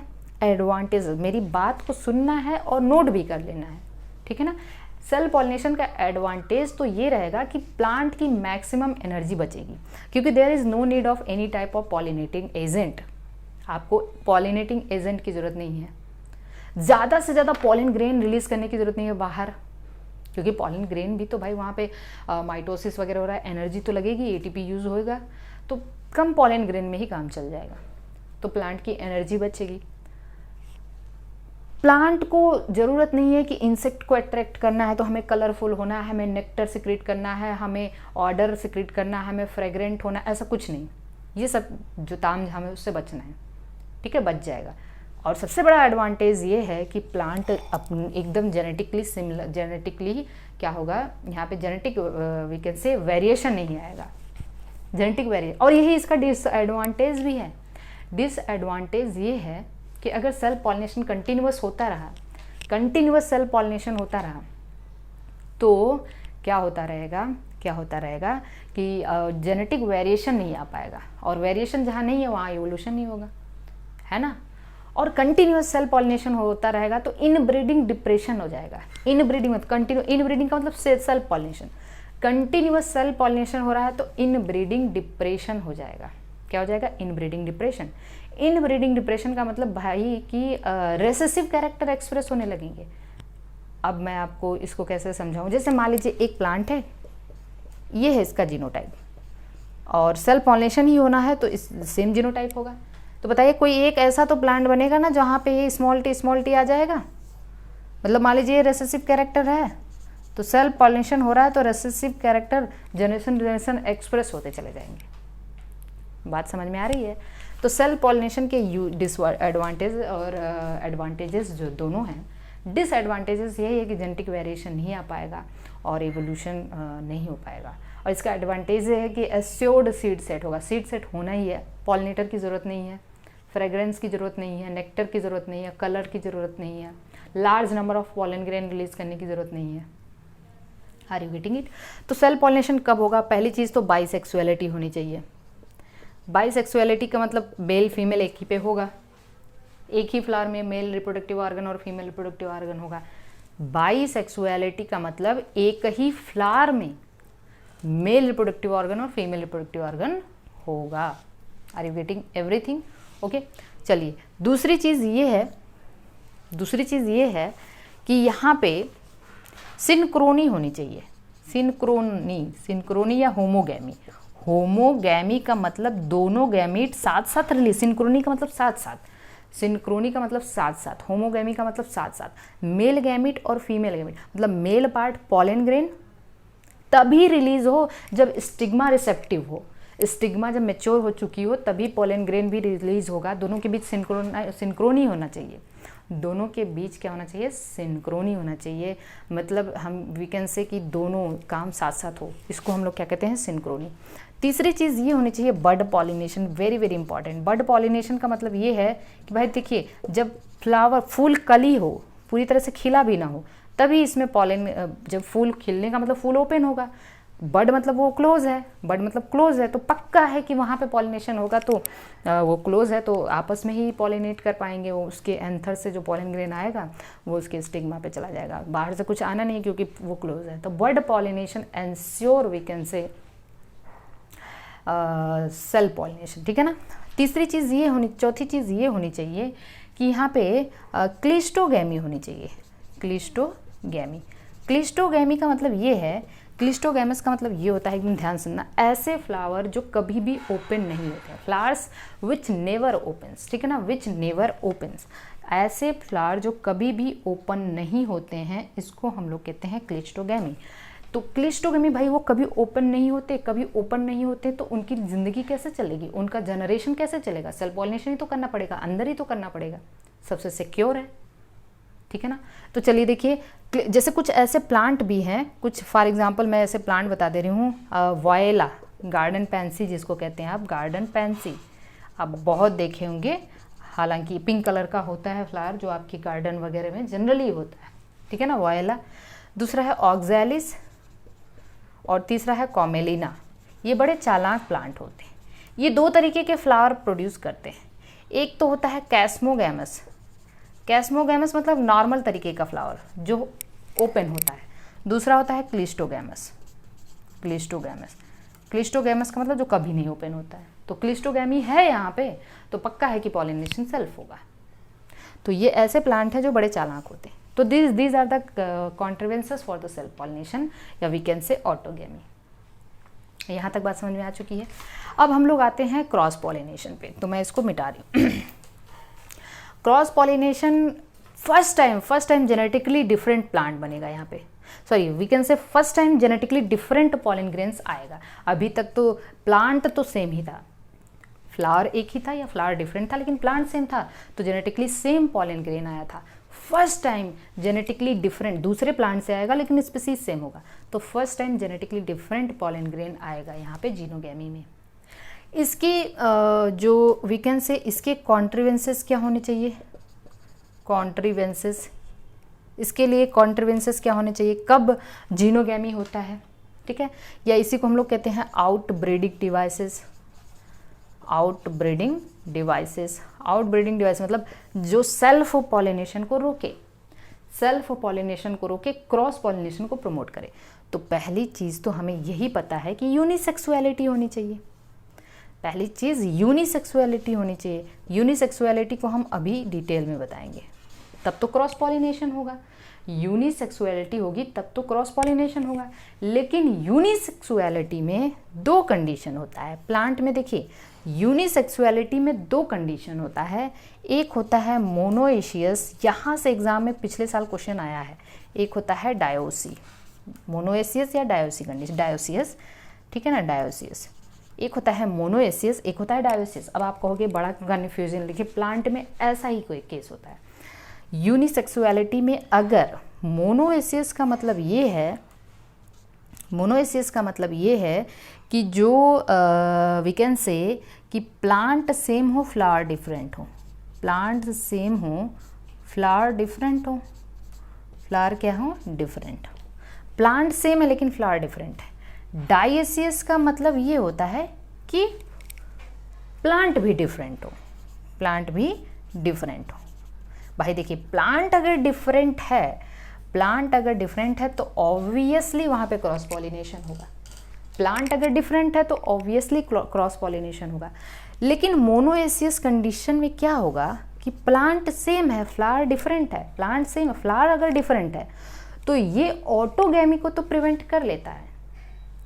ऑटोगैमी तो नहीं होने जा रहा है यहाँ पे, क्योंकि ऑटोगैमी तभी होगा जब फ्लावर सेम होगा, बट यहाँ पे जिटनोगैमी को प्रिवेंट नहीं कर पाएगा। तो यही एग्जाम में क्वेश्चन आया था कि monoecious can prevent autogamy, monoecious condition can prevent autogamy but not जिटनोगैमी।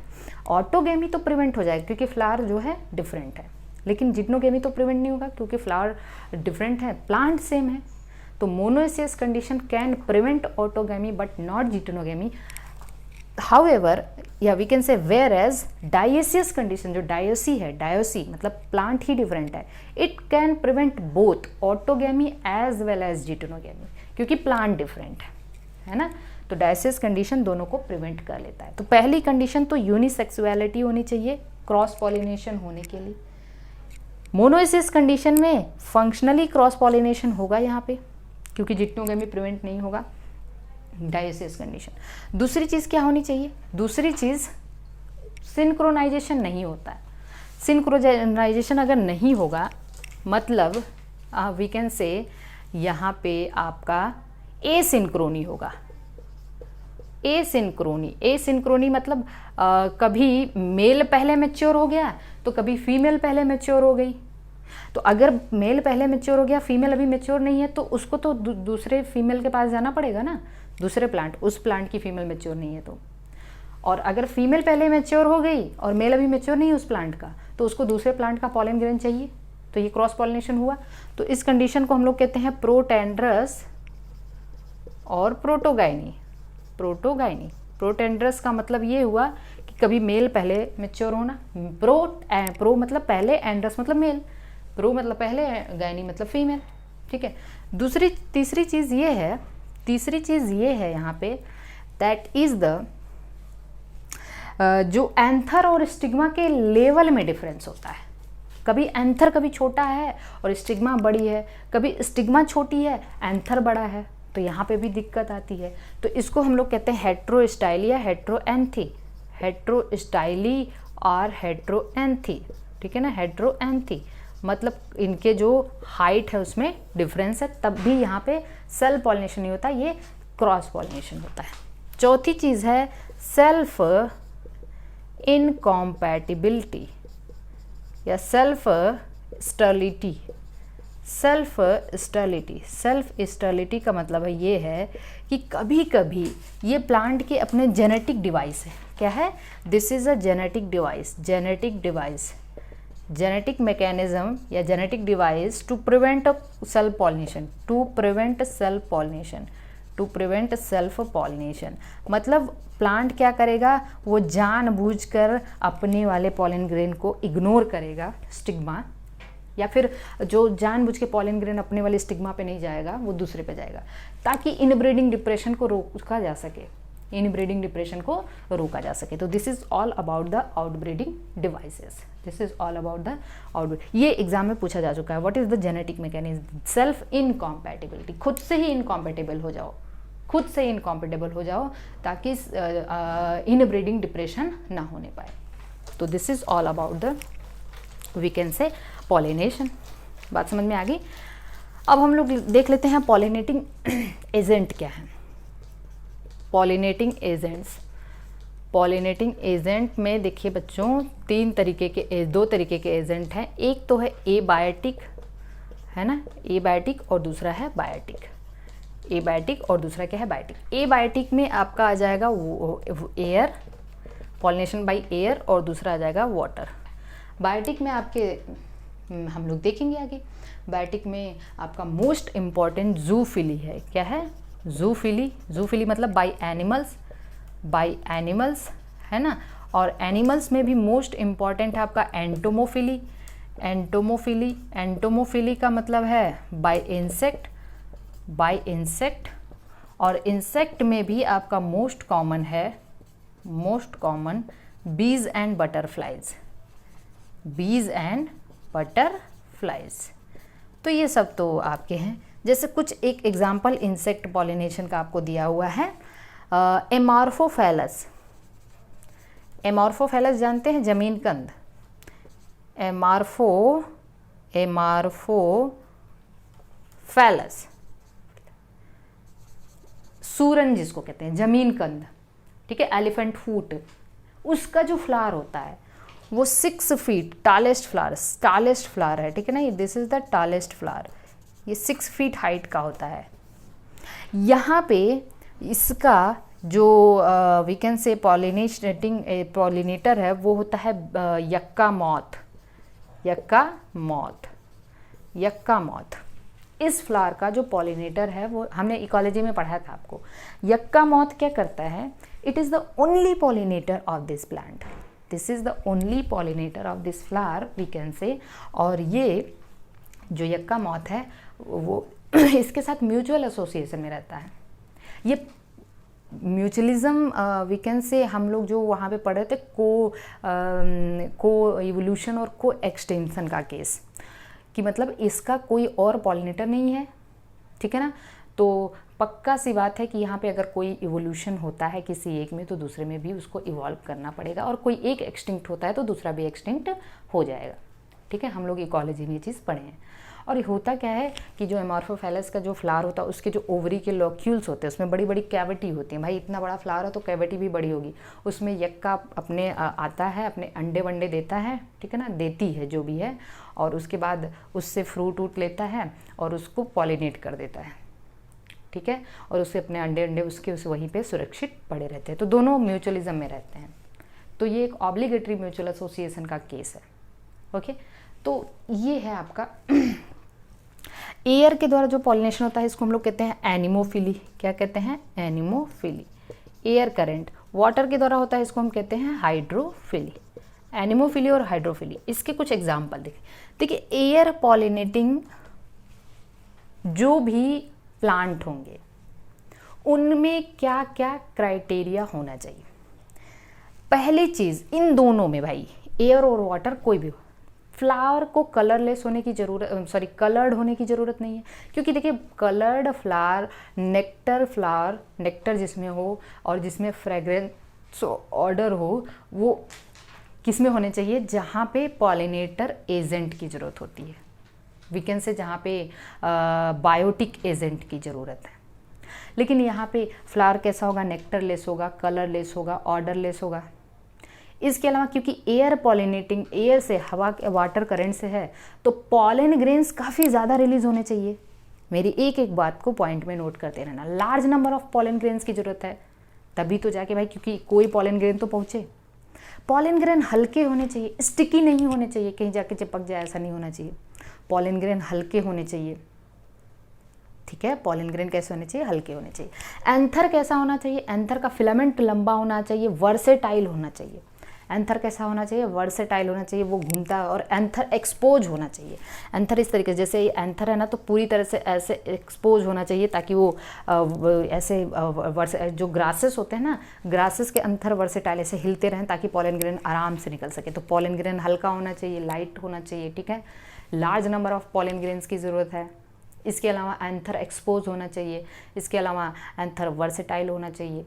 Stigma कैसी होनी चाहिए? फीदरी होनी चाहिए, फीदरी, ताकि वो आराम से, ऐसे जो स्टिग्मा है ना, आपने मेज देखा है मक्का, उसमें स्टिग्मा कैसी होती है? हेयरी होती है, फीदरी होती है, ताकि वो आराम से पॉलन ग्रेन को रिसीव कर सके।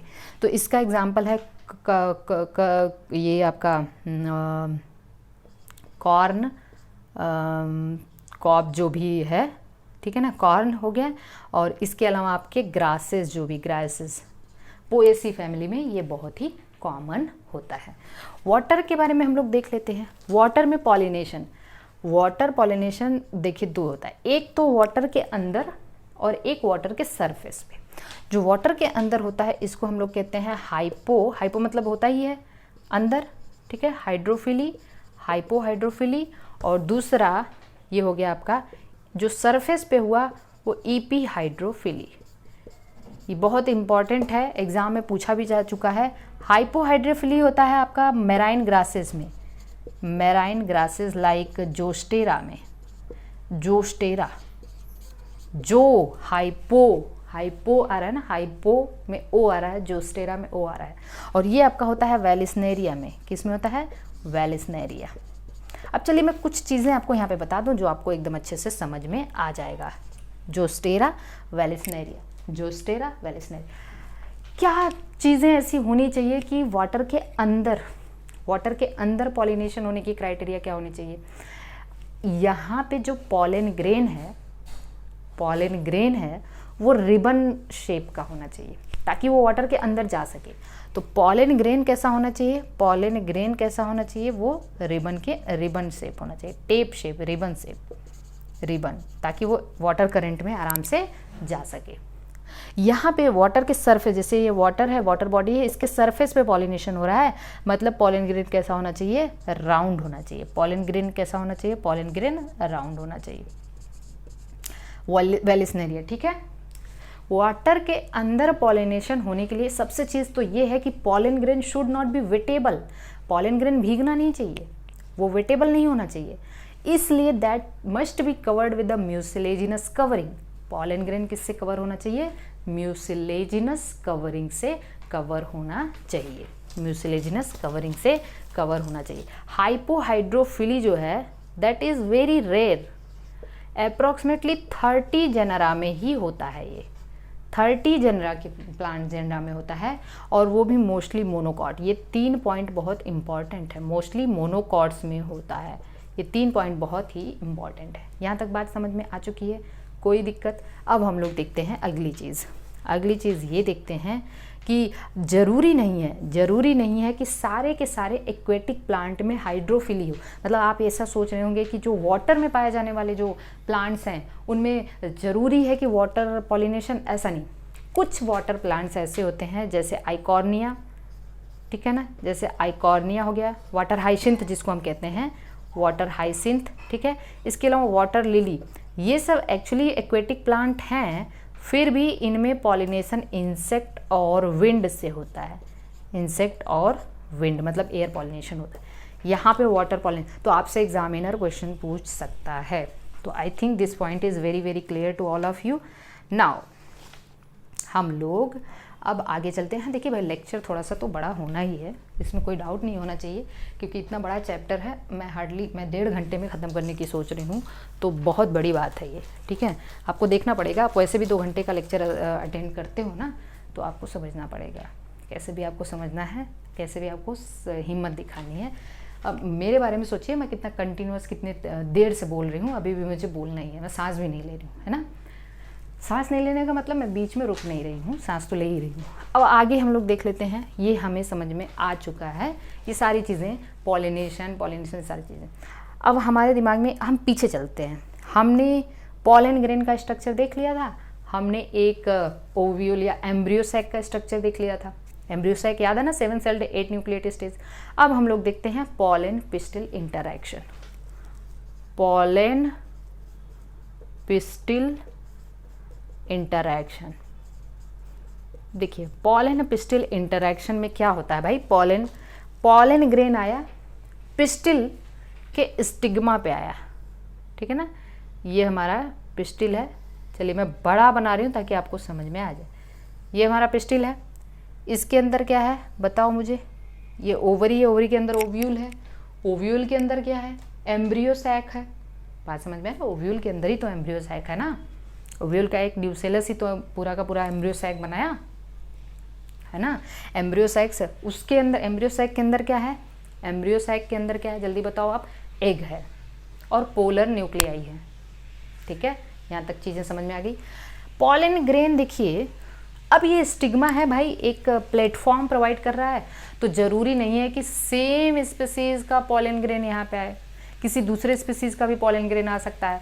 मतलब एक मान लीजिए सेम स्पीसीज़ का पॉलन ग्रेन आया, ये दूसरे स्पीसीज़ का पॉलन ग्रेन आ गया, ये तीसरी स्पीसीज़ का पॉलन ग्रेन आया, चौथी स्पीसीज़ का पॉलन ग्रेन आया।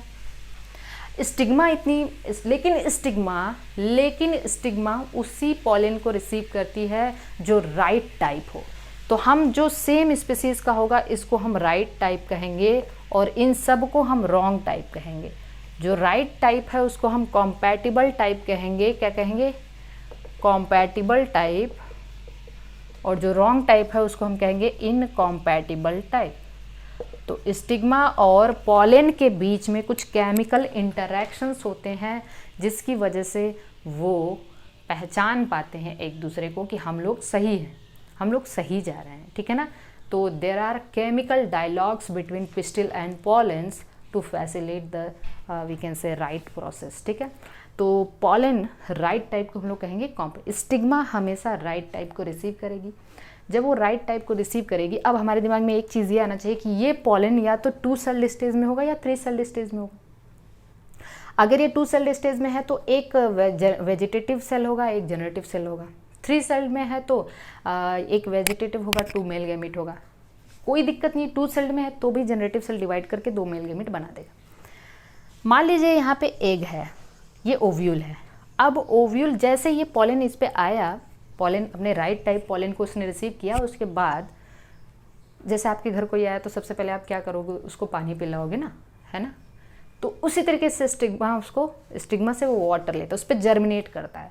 जब वो जर्मिनेट करेगा, वाटर लेगा पॉलन, तो उसके अंदर प्रेशर बढ़ेगा, और प्रेशर बढ़ेगा तो उसकी इंटाइन जर्म पोर से बाहर आ जाएगी। बात समझ में आ रहा ना। इंटाइन जो है वहाँ पे वॉल्यूम बढ़ेगा, प्रेशर बढ़ेगा, तो इंटाइन अपने आप जर्म पोर से बाहर निकलना शुरू कर देगी। वही है पॉलन ट्यूब। तो स्ट्रक्चर कुछ ऐसा हो जाता है, मैं इसको मिटा दूँ।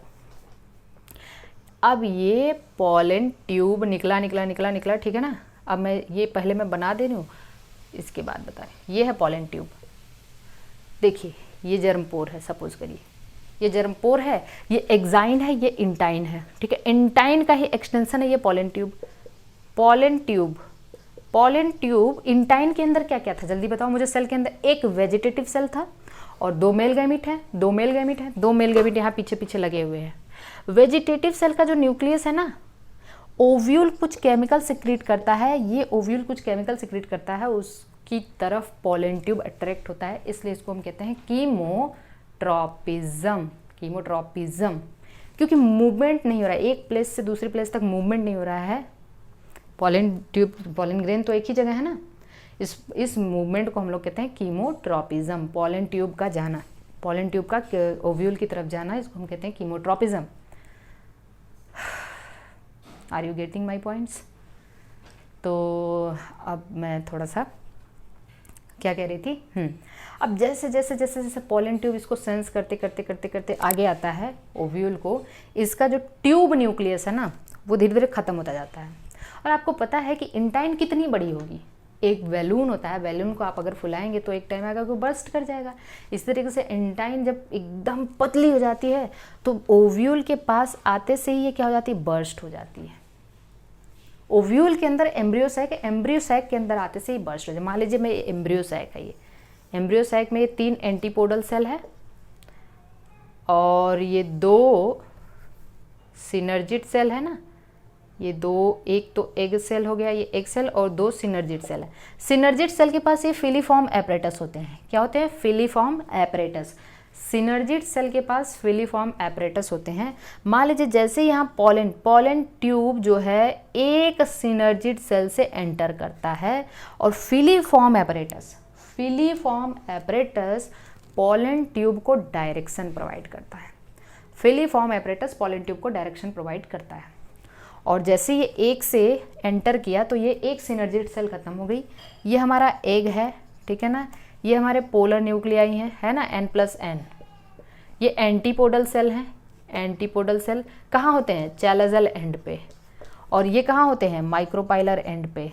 याद रखना भाई, यह सब मैं बता चुकी हूँ। ये माइक्रोपाइलर एंड पे होता है आपका एग एपरेटस। पॉलन ट्यूब की एंट्री किधर से होती है? माइक्रोपाइलर एंड से होती है। अब जैसे ये पॉलन ट्यूब यहाँ एंटर किया, ये फिलीफॉर्म एपरेटस ने उसको गाइड प्रोवाइड किया और सिनर्जिड सेल बर्स्ट हो गया और दोनों मेल गैमीट यहाँ पे आके रिलीज हो गए। कितने मेल गैमीट रिलीज हो गए? 2 मेल गैमीट रिलीज हो गए। है ना इंटरेस्टिंग? कितना बहुत इंटरेस्टिंग है। अब आता है हमारा फर्टिलाइजेशन। क्या आता है? फर्टिलाइजेशन। अब मेल और फीमेल गैमीट का फ्यूजन होगा, इसको हम लोग कहते हैं फर्टिलाइजेशन। लेकिन एंजियोस्पर्म में फ्लावरिंग प्लांट्स में फर्टिलाइजेशन कहते हैं डबल फर्टिलाइजेशन। क्या कहते हैं? Double fertilisation. डबल फर्टिलाइजेशन का मतलब ये है, दो बार फर्टिलाइजेशन होता है। 1 मेल गैमीट, देखिए एक फर्टिलाइजेशन होता है जिसको हम कहते हैं सिनगैमी, और दूसरा फर्टिलाइजेशन होता है जिसको हम कहते हैं ट्रिपल फ्यूजन। बहुत आसान है। सिनगैमी का मतलब मेल गैमीट और फीमेल गैमीट फ्यूज किए। एक मेल गैमीट एक एग से फ्यूज करके क्या बना दिया? जाइगोट बना दिया। क्या बना दिया? जाइगोट। एक मेल गैमीट एक एग से फ्यूज करके जाइगोट। जाइगोट कहाँ बनेगा? माइक्रोपाइलर एंड पे। जाइगोट बनेगा माइक्रोपाइलर एंड पे। और एक मेल गैमीट पोलर न्यूक्लियाई से, 2 पोलर न्यूक्लियाई से फ्यूज करके, ये 2 पोलर न्यूक्लियाई हैं, ये N है, ये N+N है, तो ये बनाएगा आपका प्राइमरी एंडोस्पर्म सेल, या सेंट्रल सेल से फ्यूज कर दे। मान लीजिए सेंट्रल सेल से फ्यूज किया तो ये बनाएगा प्राइमरी एंडोस्पर्म सेल, और इसके न्यूक्लियस को कहेंगे प्राइमरी। और यही क्या होगा? 3N, यही आगे चल के बनाएगा एंडोस्पर्म। क्या बनाएगा? Endosperm. Zygote is the 2N। Zygote is the 2n, ये एंडोस्पर्म हो गया। Are you getting each and everything? Okay, तो ये है ट्रिपल फ्यूजन, ये है सिंगेमी। डबल फर्टिलाइजेशन, 2 बार fertilization. Are you getting everything? I think so. अब हम लोग देखिए फर्टिलाइजेशन के बाद पोस्ट फर्टिलाइजेशन चेंजेस क्या होंगे। अब हम लोग देखेंगे पोस्ट फर्टिलाइजेशन चेंजेस क्या होंगे। तो मैं एक तरफ लिखने जा रही हूँ। पोस्ट फर्टिलाइजेशन चेंजेस में ये होगा कि आपको पता है एग तो बन गया जाइगोट में, सॉरी पोस्ट फर्टिलाइजेशन, ये तो फर्टिलाइजेशन वो ना, जाइगोट जो है वो बनेगा आपका एम्ब्रियो में, ठीक है।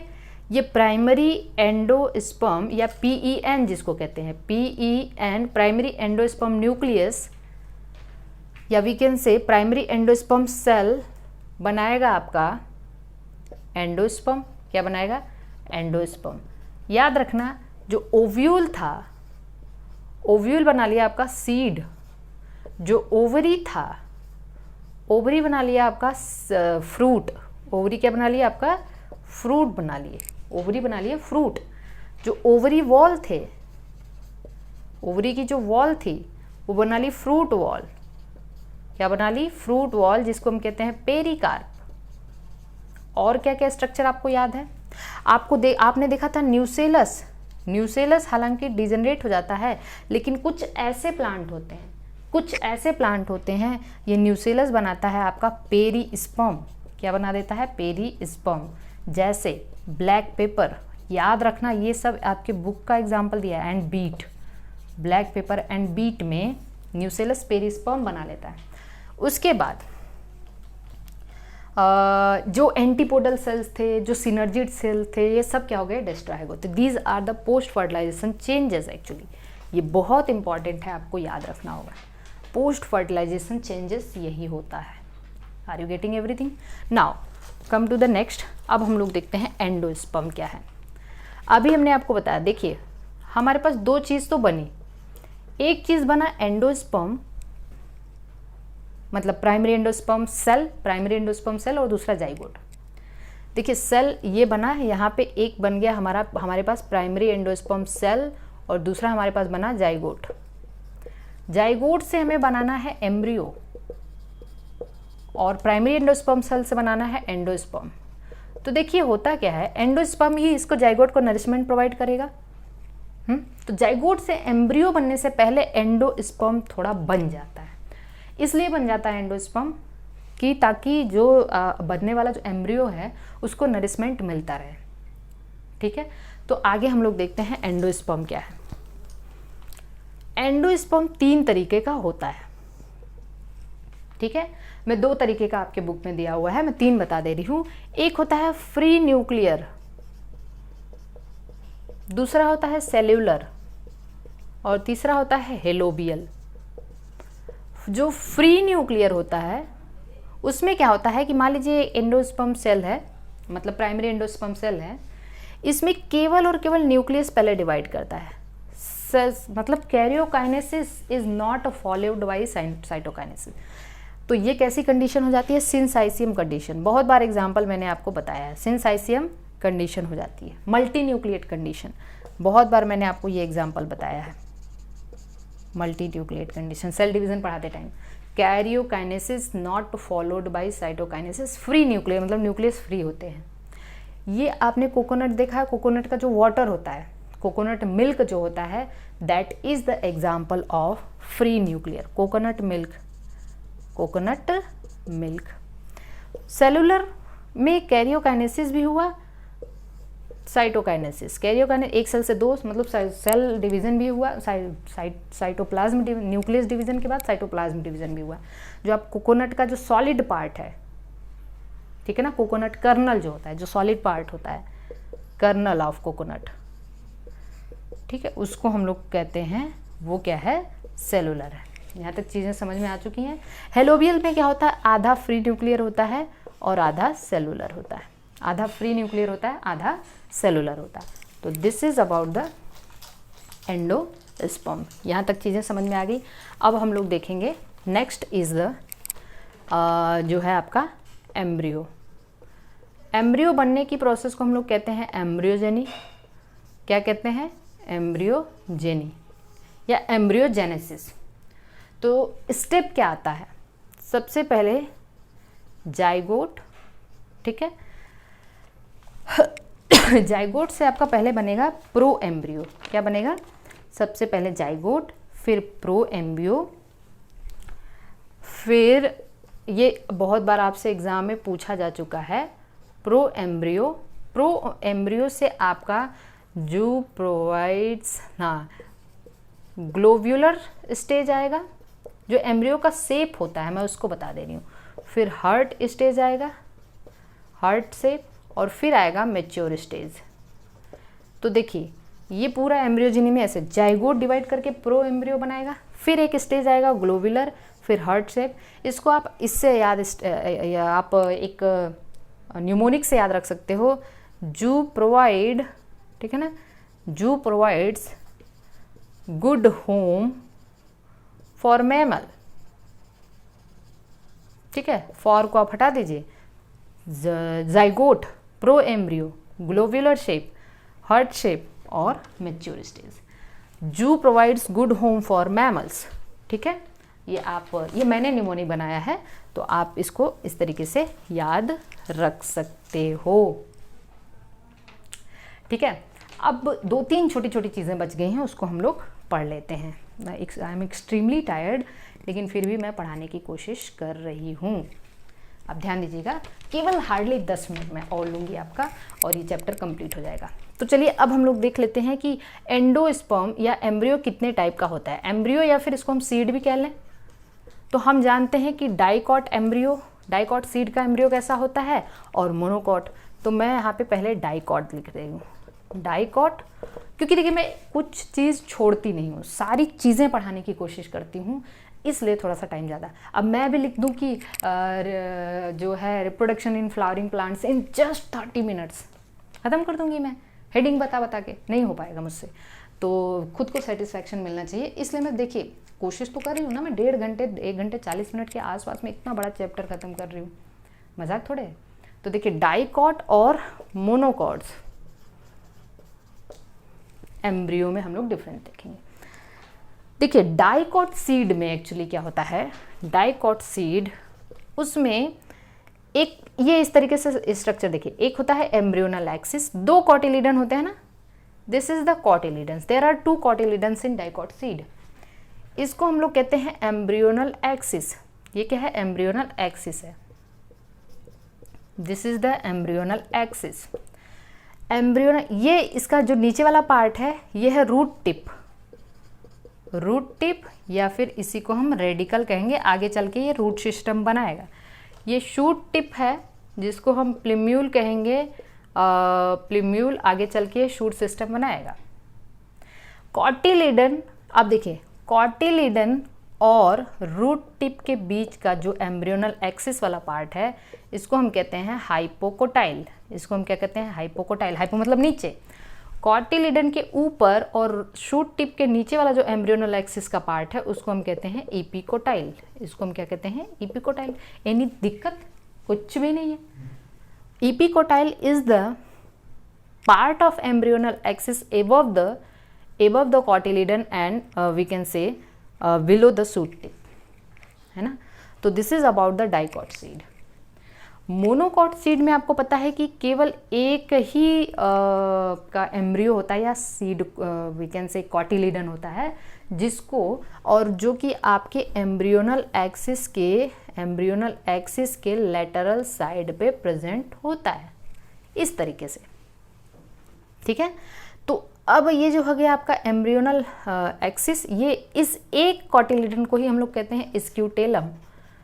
बहुत इंपॉर्टेंट है स्क्यूटेलम, मतलब this is the single cotyledon of monocot seed. इसके मोनोकॉट एम्ब्रियो को हम लोग स्क्यूटेलम कह सकते हैं। सेम वही इपिकोटाइल, हाइपोकोटाइल, ये रूट टिप है, ठीक है, रूट टिप है, and this is the shoot tip. अब एक चीज याद रखना, मोनोकॉट में root tip is covered with undifferentiated sheath, shoot tip is also covered with undifferentiated sheath, और इस अनडिफरेंशिएटेड शीथ को कहते हैं कोलियोराइजा, और इसको हम लोग कहते हैं कोलियोप्टाइल। तो देखिए पी, प्लूम्यूल, शुटी मतलब प्लूम्यूल आ गया, ये प्लूम्यूल में पी आया, कोलियोप्टाइल में पी आया,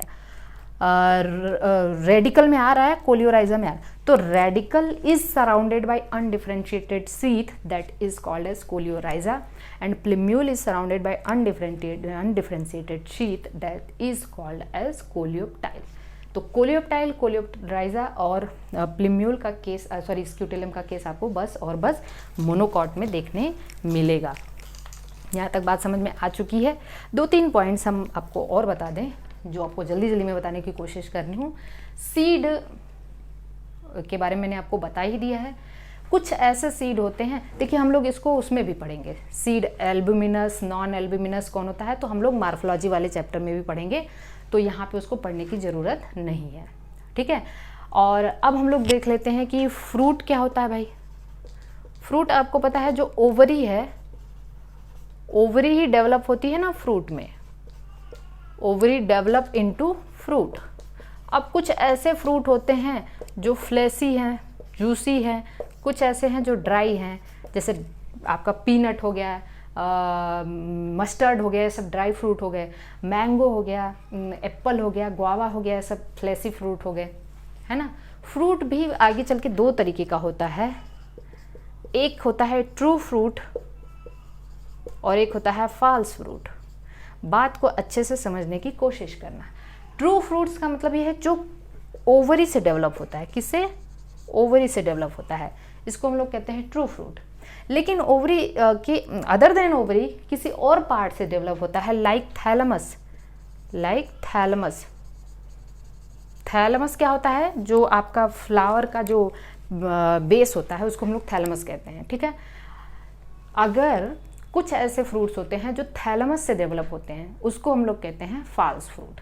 जैसे फॉर एग्जांपल, इसका एग्जांपल है एप्पल, पियर, ठीक है ना, कैसिव नट, स्ट्रॉबेरी, ये सब इसके एग्जांपल हैं। स्ट्रॉबेरी बहुत ही इम्पॉर्टेंट है, फॉल्स फ्रूट का एग्जांपल बहुत बार एग्जाम में पूछा जा चुका है। आपको पता है कि मैंने एक प्रोसेस आपको ये भी बताया था, पार्थिनोकार्पी। पार्थिनोकार्पी हमने पिछले लेक्चर में ही बताया था। पार्थिनोकार्पी का मतलब without development, without fertilization development of fruit, without fertilization development of fruit. तो अगर फर्टिलाइजेशन के बिना फ्रूट का डेवलपमेंट हो रहा है, फर्टिलाइजेशन के बिना फ्रूट का डेवलपमेंट हो रहा है, तो इसको हम क्या कहते हैं, पार्थिनोकार्पी। फर्टिलाइजेशन नहीं हुआ और फ्रूट बन गया, फर्टिलाइजेशन नहीं हुआ तो सीड कहाँ से बनेगा। तो फ्रूट कैसा होता है, सीडलेस होता है, सीडलेस होता है फ्रूट, जैसे बनाना हो गया। और हम लोग कुछ हार्मोन भी अप्लाई करके पार्थिनोकार्पिक फ्रूट ऑब्टेन करते हैं। जैसे मैंने आपको हार्मोन पढ़ाया था ऑक्सिन, ऑक्सिन जो है आपका इंडोल एसिटिक एसिड पार्थिनोकार्पी को प्रमोट करता है। Are you getting my points. तो this is all about the fruit, ठीक है। सीड की वायबिलिटी के बारे में अगर हम बात करें कि सीड वायबल कितना होता है, भाई सीड की भी वायबिलिटी होनी चाहिए। तो कई महीने तक सीड जिंदा रह सकता है। कुछ सीड काफ़ी ज़्यादा जो है डॉर्मेंसी स्टेज में भी चले जाते हैं। जैसे 2 सीड का एग्जाम्पल है, एक है ल्यूपिनस और दूसरा है डेट पाम। जो ल्यूपिनस है वो तो 50,000 साल तक की डॉर्मेंसी, 50,000 साल तक डॉर्मेंसी स्टेज में रहा, 50,000 साल। और जो डेट पाम है वो 200 ईयर्स। ये आर्कटिक टुंड्रा में पाया गया, आर्कटिक टुंड्रा में, ठीक है। और डेट पाम मतलब फिनिक्स डेक्टाइलीफेरस, ठीक है, फिनिक्स डेक्टाइलीफेरा। ये आपका उसकी जब किंग हेरोड पैलेस की डेड सी के पास जो खुदाई हो रही थी वहाँ पे इसको पाया गया था। 200 ईयर्स की डॉर्मेंसी के बाद ये जर्मिनेट हुआ, ठीक है। तो इस तरीके से सीड की वायबिलिटी भी अलग अलग होती है। अब एक लास्ट प्रोसेस है यहाँ पे एपोमिक्सिस और दूसरी है पॉलीएम्ब्रियोनी। एपोमिक्सिस का मतलब है without fertilization formation of, we can say seed, या वी कैन से यहाँ पे एक थोड़ा सा मैं कंफ्यूज हो रही हूँ। एपोमिक्सिस का मतलब ये है without fertilization, one minute, development of seed, very good. Fertilization के बिना ही सीड का बनना। तो भाई ये तो एक टाइप का एसेक्सुअल रिप्रोडक्शन हुआ, फर्टिलाइजेशन नहीं हुआ, ठीक है। तो कभी कभी कुछ ऐसे प्लांट होते हैं जहाँ पे फर्टिलाइजेशन के बिना सीड बन जाता है, without fertilization development of seed. इसका एग्जाम्पल है ग्रासेस और एस्टरेसी, ठीक है, grasses and Asteraceae. Polyembryony कुछ प्लांट्स लाइक सिट्रस और मैंगो में देखने मिलता है। More than one embryo, more than one embryo, एक से ज़्यादा एम्ब्रियो अगर है तो उसको हम कहते हैं पॉली एम्ब्रियोनी। तो किसी ओव्यूल में एक से ज़्यादा एम्ब्रियो साइट देखने को मिलता है, इसको हम लोग कहते हैं पॉली एम्ब्रियोनी। इसका एग्जाम्पल सिट्रस और मैंगो। आपके इस पूरे के पूरे चैप्टर में एक चीज़ मैं भूल चुकी हूँ, अभी से मुझे याद आ रहा है, हमने आर्टिफिशियल हाइब्रिडाइजेशन नहीं पढ़ाया। 2 मिनट। आर्टिफिशियल हाइब्रिडाइजेशन, आर्टिफिशियल हाइब्रिडाइजेशन जैसे हम लोगों ने अभी ऑटोगैमी में देखा था, same plant same flower. Geitonogamy में हमने देखा था same plant different flower. Xenogamy में हमने देखा था डिफरेंट प्लांट सेम स्पीसीज। लेकिन आर्टिफिशियल हाइब्रिडाइजेशन में क्या है, हम डिफरेंट स्पीसीज को आपस में हाइब्रिडाइज कराते हैं। डिफरेंट जो प्लांट ब्रीडर्स होते हैं वो डिफरेंट स्पीसीज को आपस में हाइब्रिडाइज कराते हैं। तो हम यहाँ डिफरेंट स्पीसीज के कॉन्सेप्ट में आ जाते हैं। यहाँ पे कई प्रोसेस होती है। पहली होती है इमैस्कुलेशन, बहुत इंपॉर्टेंट है। दूसरा होता है बैगिंग, ठीक है। तीसरा होता है डस्टिंग और चौथा होता है रीबैगिंग। मुझे इतनी खुशी हो रही है मैं बता नहीं सकती। आप किसी के भी लेक्चर से आप कंपेयर करेंगे, whatever the lectures are on YouTube, आप कंपेयर कर लो, मैंने एक भी ऐसी प्रोसेस नहीं छोड़ी है। और फिर भी हम लोगों ने सक्सेसफुली 1 घंटे 40 मिनट के आसपास में लेक्चर कंप्लीट करने जा रहे हैं, ठीक है ना। मुझे बहुत खुशी हो रही है। अगर आप इसे देखेंगे तो आप ऑब्वियसली बहुत ज़्यादा बेनिफिट मिलेगा। इमैस्कुलेशन का मतलब, अब देखिए होता क्या है कि मान लीजिए कि ये एक प्लांट है, इस पे ये फीमेल फ्लावर है और एक ही फ्लावर है, ये फ्लावर है और इसमें ये फीमेल पार्ट है, ये मेल पार्ट है। तो ये कैसा फ्लावर हो जाएगा, बाइसेक्सुअल हो जाएगा, है ना। अब किसी प्लांट ब्रीडर को क्या करना है कि इस फ्लावर को, ये फीमेल फ्लावर मान लीजिए, इसको इसने फीमेल मान लीजिए, फीमेल पेरेंट मान लिया है, ठीक है, फीमेल पेरेंट। क्यों फीमेल, क्योंकि इसका फीमेल पार्ट यूज़ करना है इसको। सेम बाइसेक्सुअल प्लांट को मान लीजिए, ये प्लांट है, इसको इसने मेल पेरेंट मान लिया, मेल पेरेंट मान लिया। इन दोनों के बीच में इनको क्या कराना है, हाइब्रिडाइजेशन कराना है, ठीक है। दोनों डिफरेंट स्पीसीज के हैं, दोनों क्या है, डिफरेंट स्पीसीज के हैं। मान लीजिए एक गेहूं है तो एक धान है, बस ऐसे मैं बता रही हूँ आपको समझने के लिए। तो जिससे उसने फीमेल पेरेंट माना, बाइसेक्सुअल है, तो उसको क्या करेगा कि इसके पॉलन ग्रेन को, इसके एंथर को यहाँ से हटा देगा इमेच्योर कंडीशन में। तो एंथर क्या करेगा, पॉलन ग्रेन रिलीज कर देगा, तो यहाँ सेल्फ पॉलिनेशन हो जाएगा। तो ये क्या करेगा, इमैस्कुलेशन का मतलब ये होता है removal of immature anther from bisexual flower. Removal of immature anther from bisexual flower. लेकिन आप एक चीज़ याद रखना कि अगर यही यूनिसेक्सुअल फ्लावर होता है, समझ लो यही यूनिसेक्सुअल होता तो इमैस्कुलेशन की ज़रूरत ही नहीं होती, वो फीमेल पेरेंट को चुनता, केवल फीमेल पेरेंट को चुनता। यूनिसेक्सुअल में bagging is the first process, bisexual में emasculation is the first process. तो emasculation is required only in bisexual flower. Are you getting my points? तो ये किसके लिए हुआ, to prevent self pollination, to prevent self pollination, to prevent self pollination. Self pollination को रोकने के लिए इमैस्कुलेशन किया जाता है। बैगिंग का मतलब अभी जो इसको तो हटा दिया, अब ये जो फीमेल फ्लावर है उसको बैग से, किसी बटर पेपर, पार्चमेंट पेपर से उसको कवर कर दो, ताकि क्रॉस पॉल कोई दूसरे उसी प्लांट, उसी सेम स्पीसीज का पॉलन ग्रेन आके दूसरे प्लांट से ना उसको पॉलिनेट कर दे फीमेल को, क्योंकि वो तो मैच्योर होएगी तो उसको पॉलिनेट करने तो आएगा ही पॉलन ग्रेन। तो ये किसके लिए होता है, to prevent cross pollination, to prevent cross pollination को रोकने के लिए, क्रॉस पॉलिनेशन को रोकने के, ताकि दूसरा वाला आके उसको पॉलिनेट ना कर दे, क्योंकि हमें तो अपना डिजायर्ड पॉलन ले जाना है ना, अपने मन से पॉलन ले जाना है ना उसके पास। Are you getting my points? Dusting का मतलब अपने डिजायर्ड पॉलन को लाइए, इस पे छिड़क दीजिए, किस पे? फीमेल पार्ट पे। तो डस्टिंग का मतलब होता है डस्टिंग ऑफ पॉलन ग्रेन्स। रीबैगिंग का मतलब अब इन दोनों को कंटामाइनेशन से बचाने के लिए दोनों को रीबैग कर दीजिए। जो भी आपने छिड़का है पॉलिनेशन कराने के बाद, उसको कंटामाइनेशन से बचाने के लिए उसको रीबैगिंग कर दीजिए। So this is all about this wonderful chapter. हम लोग सक्सेसफुली इसको पढ़ चुके हैं। अगले लेक्चर में हम लोग ह्यूमन रिप्रोडक्शन को पढ़ेंगे। Thank you.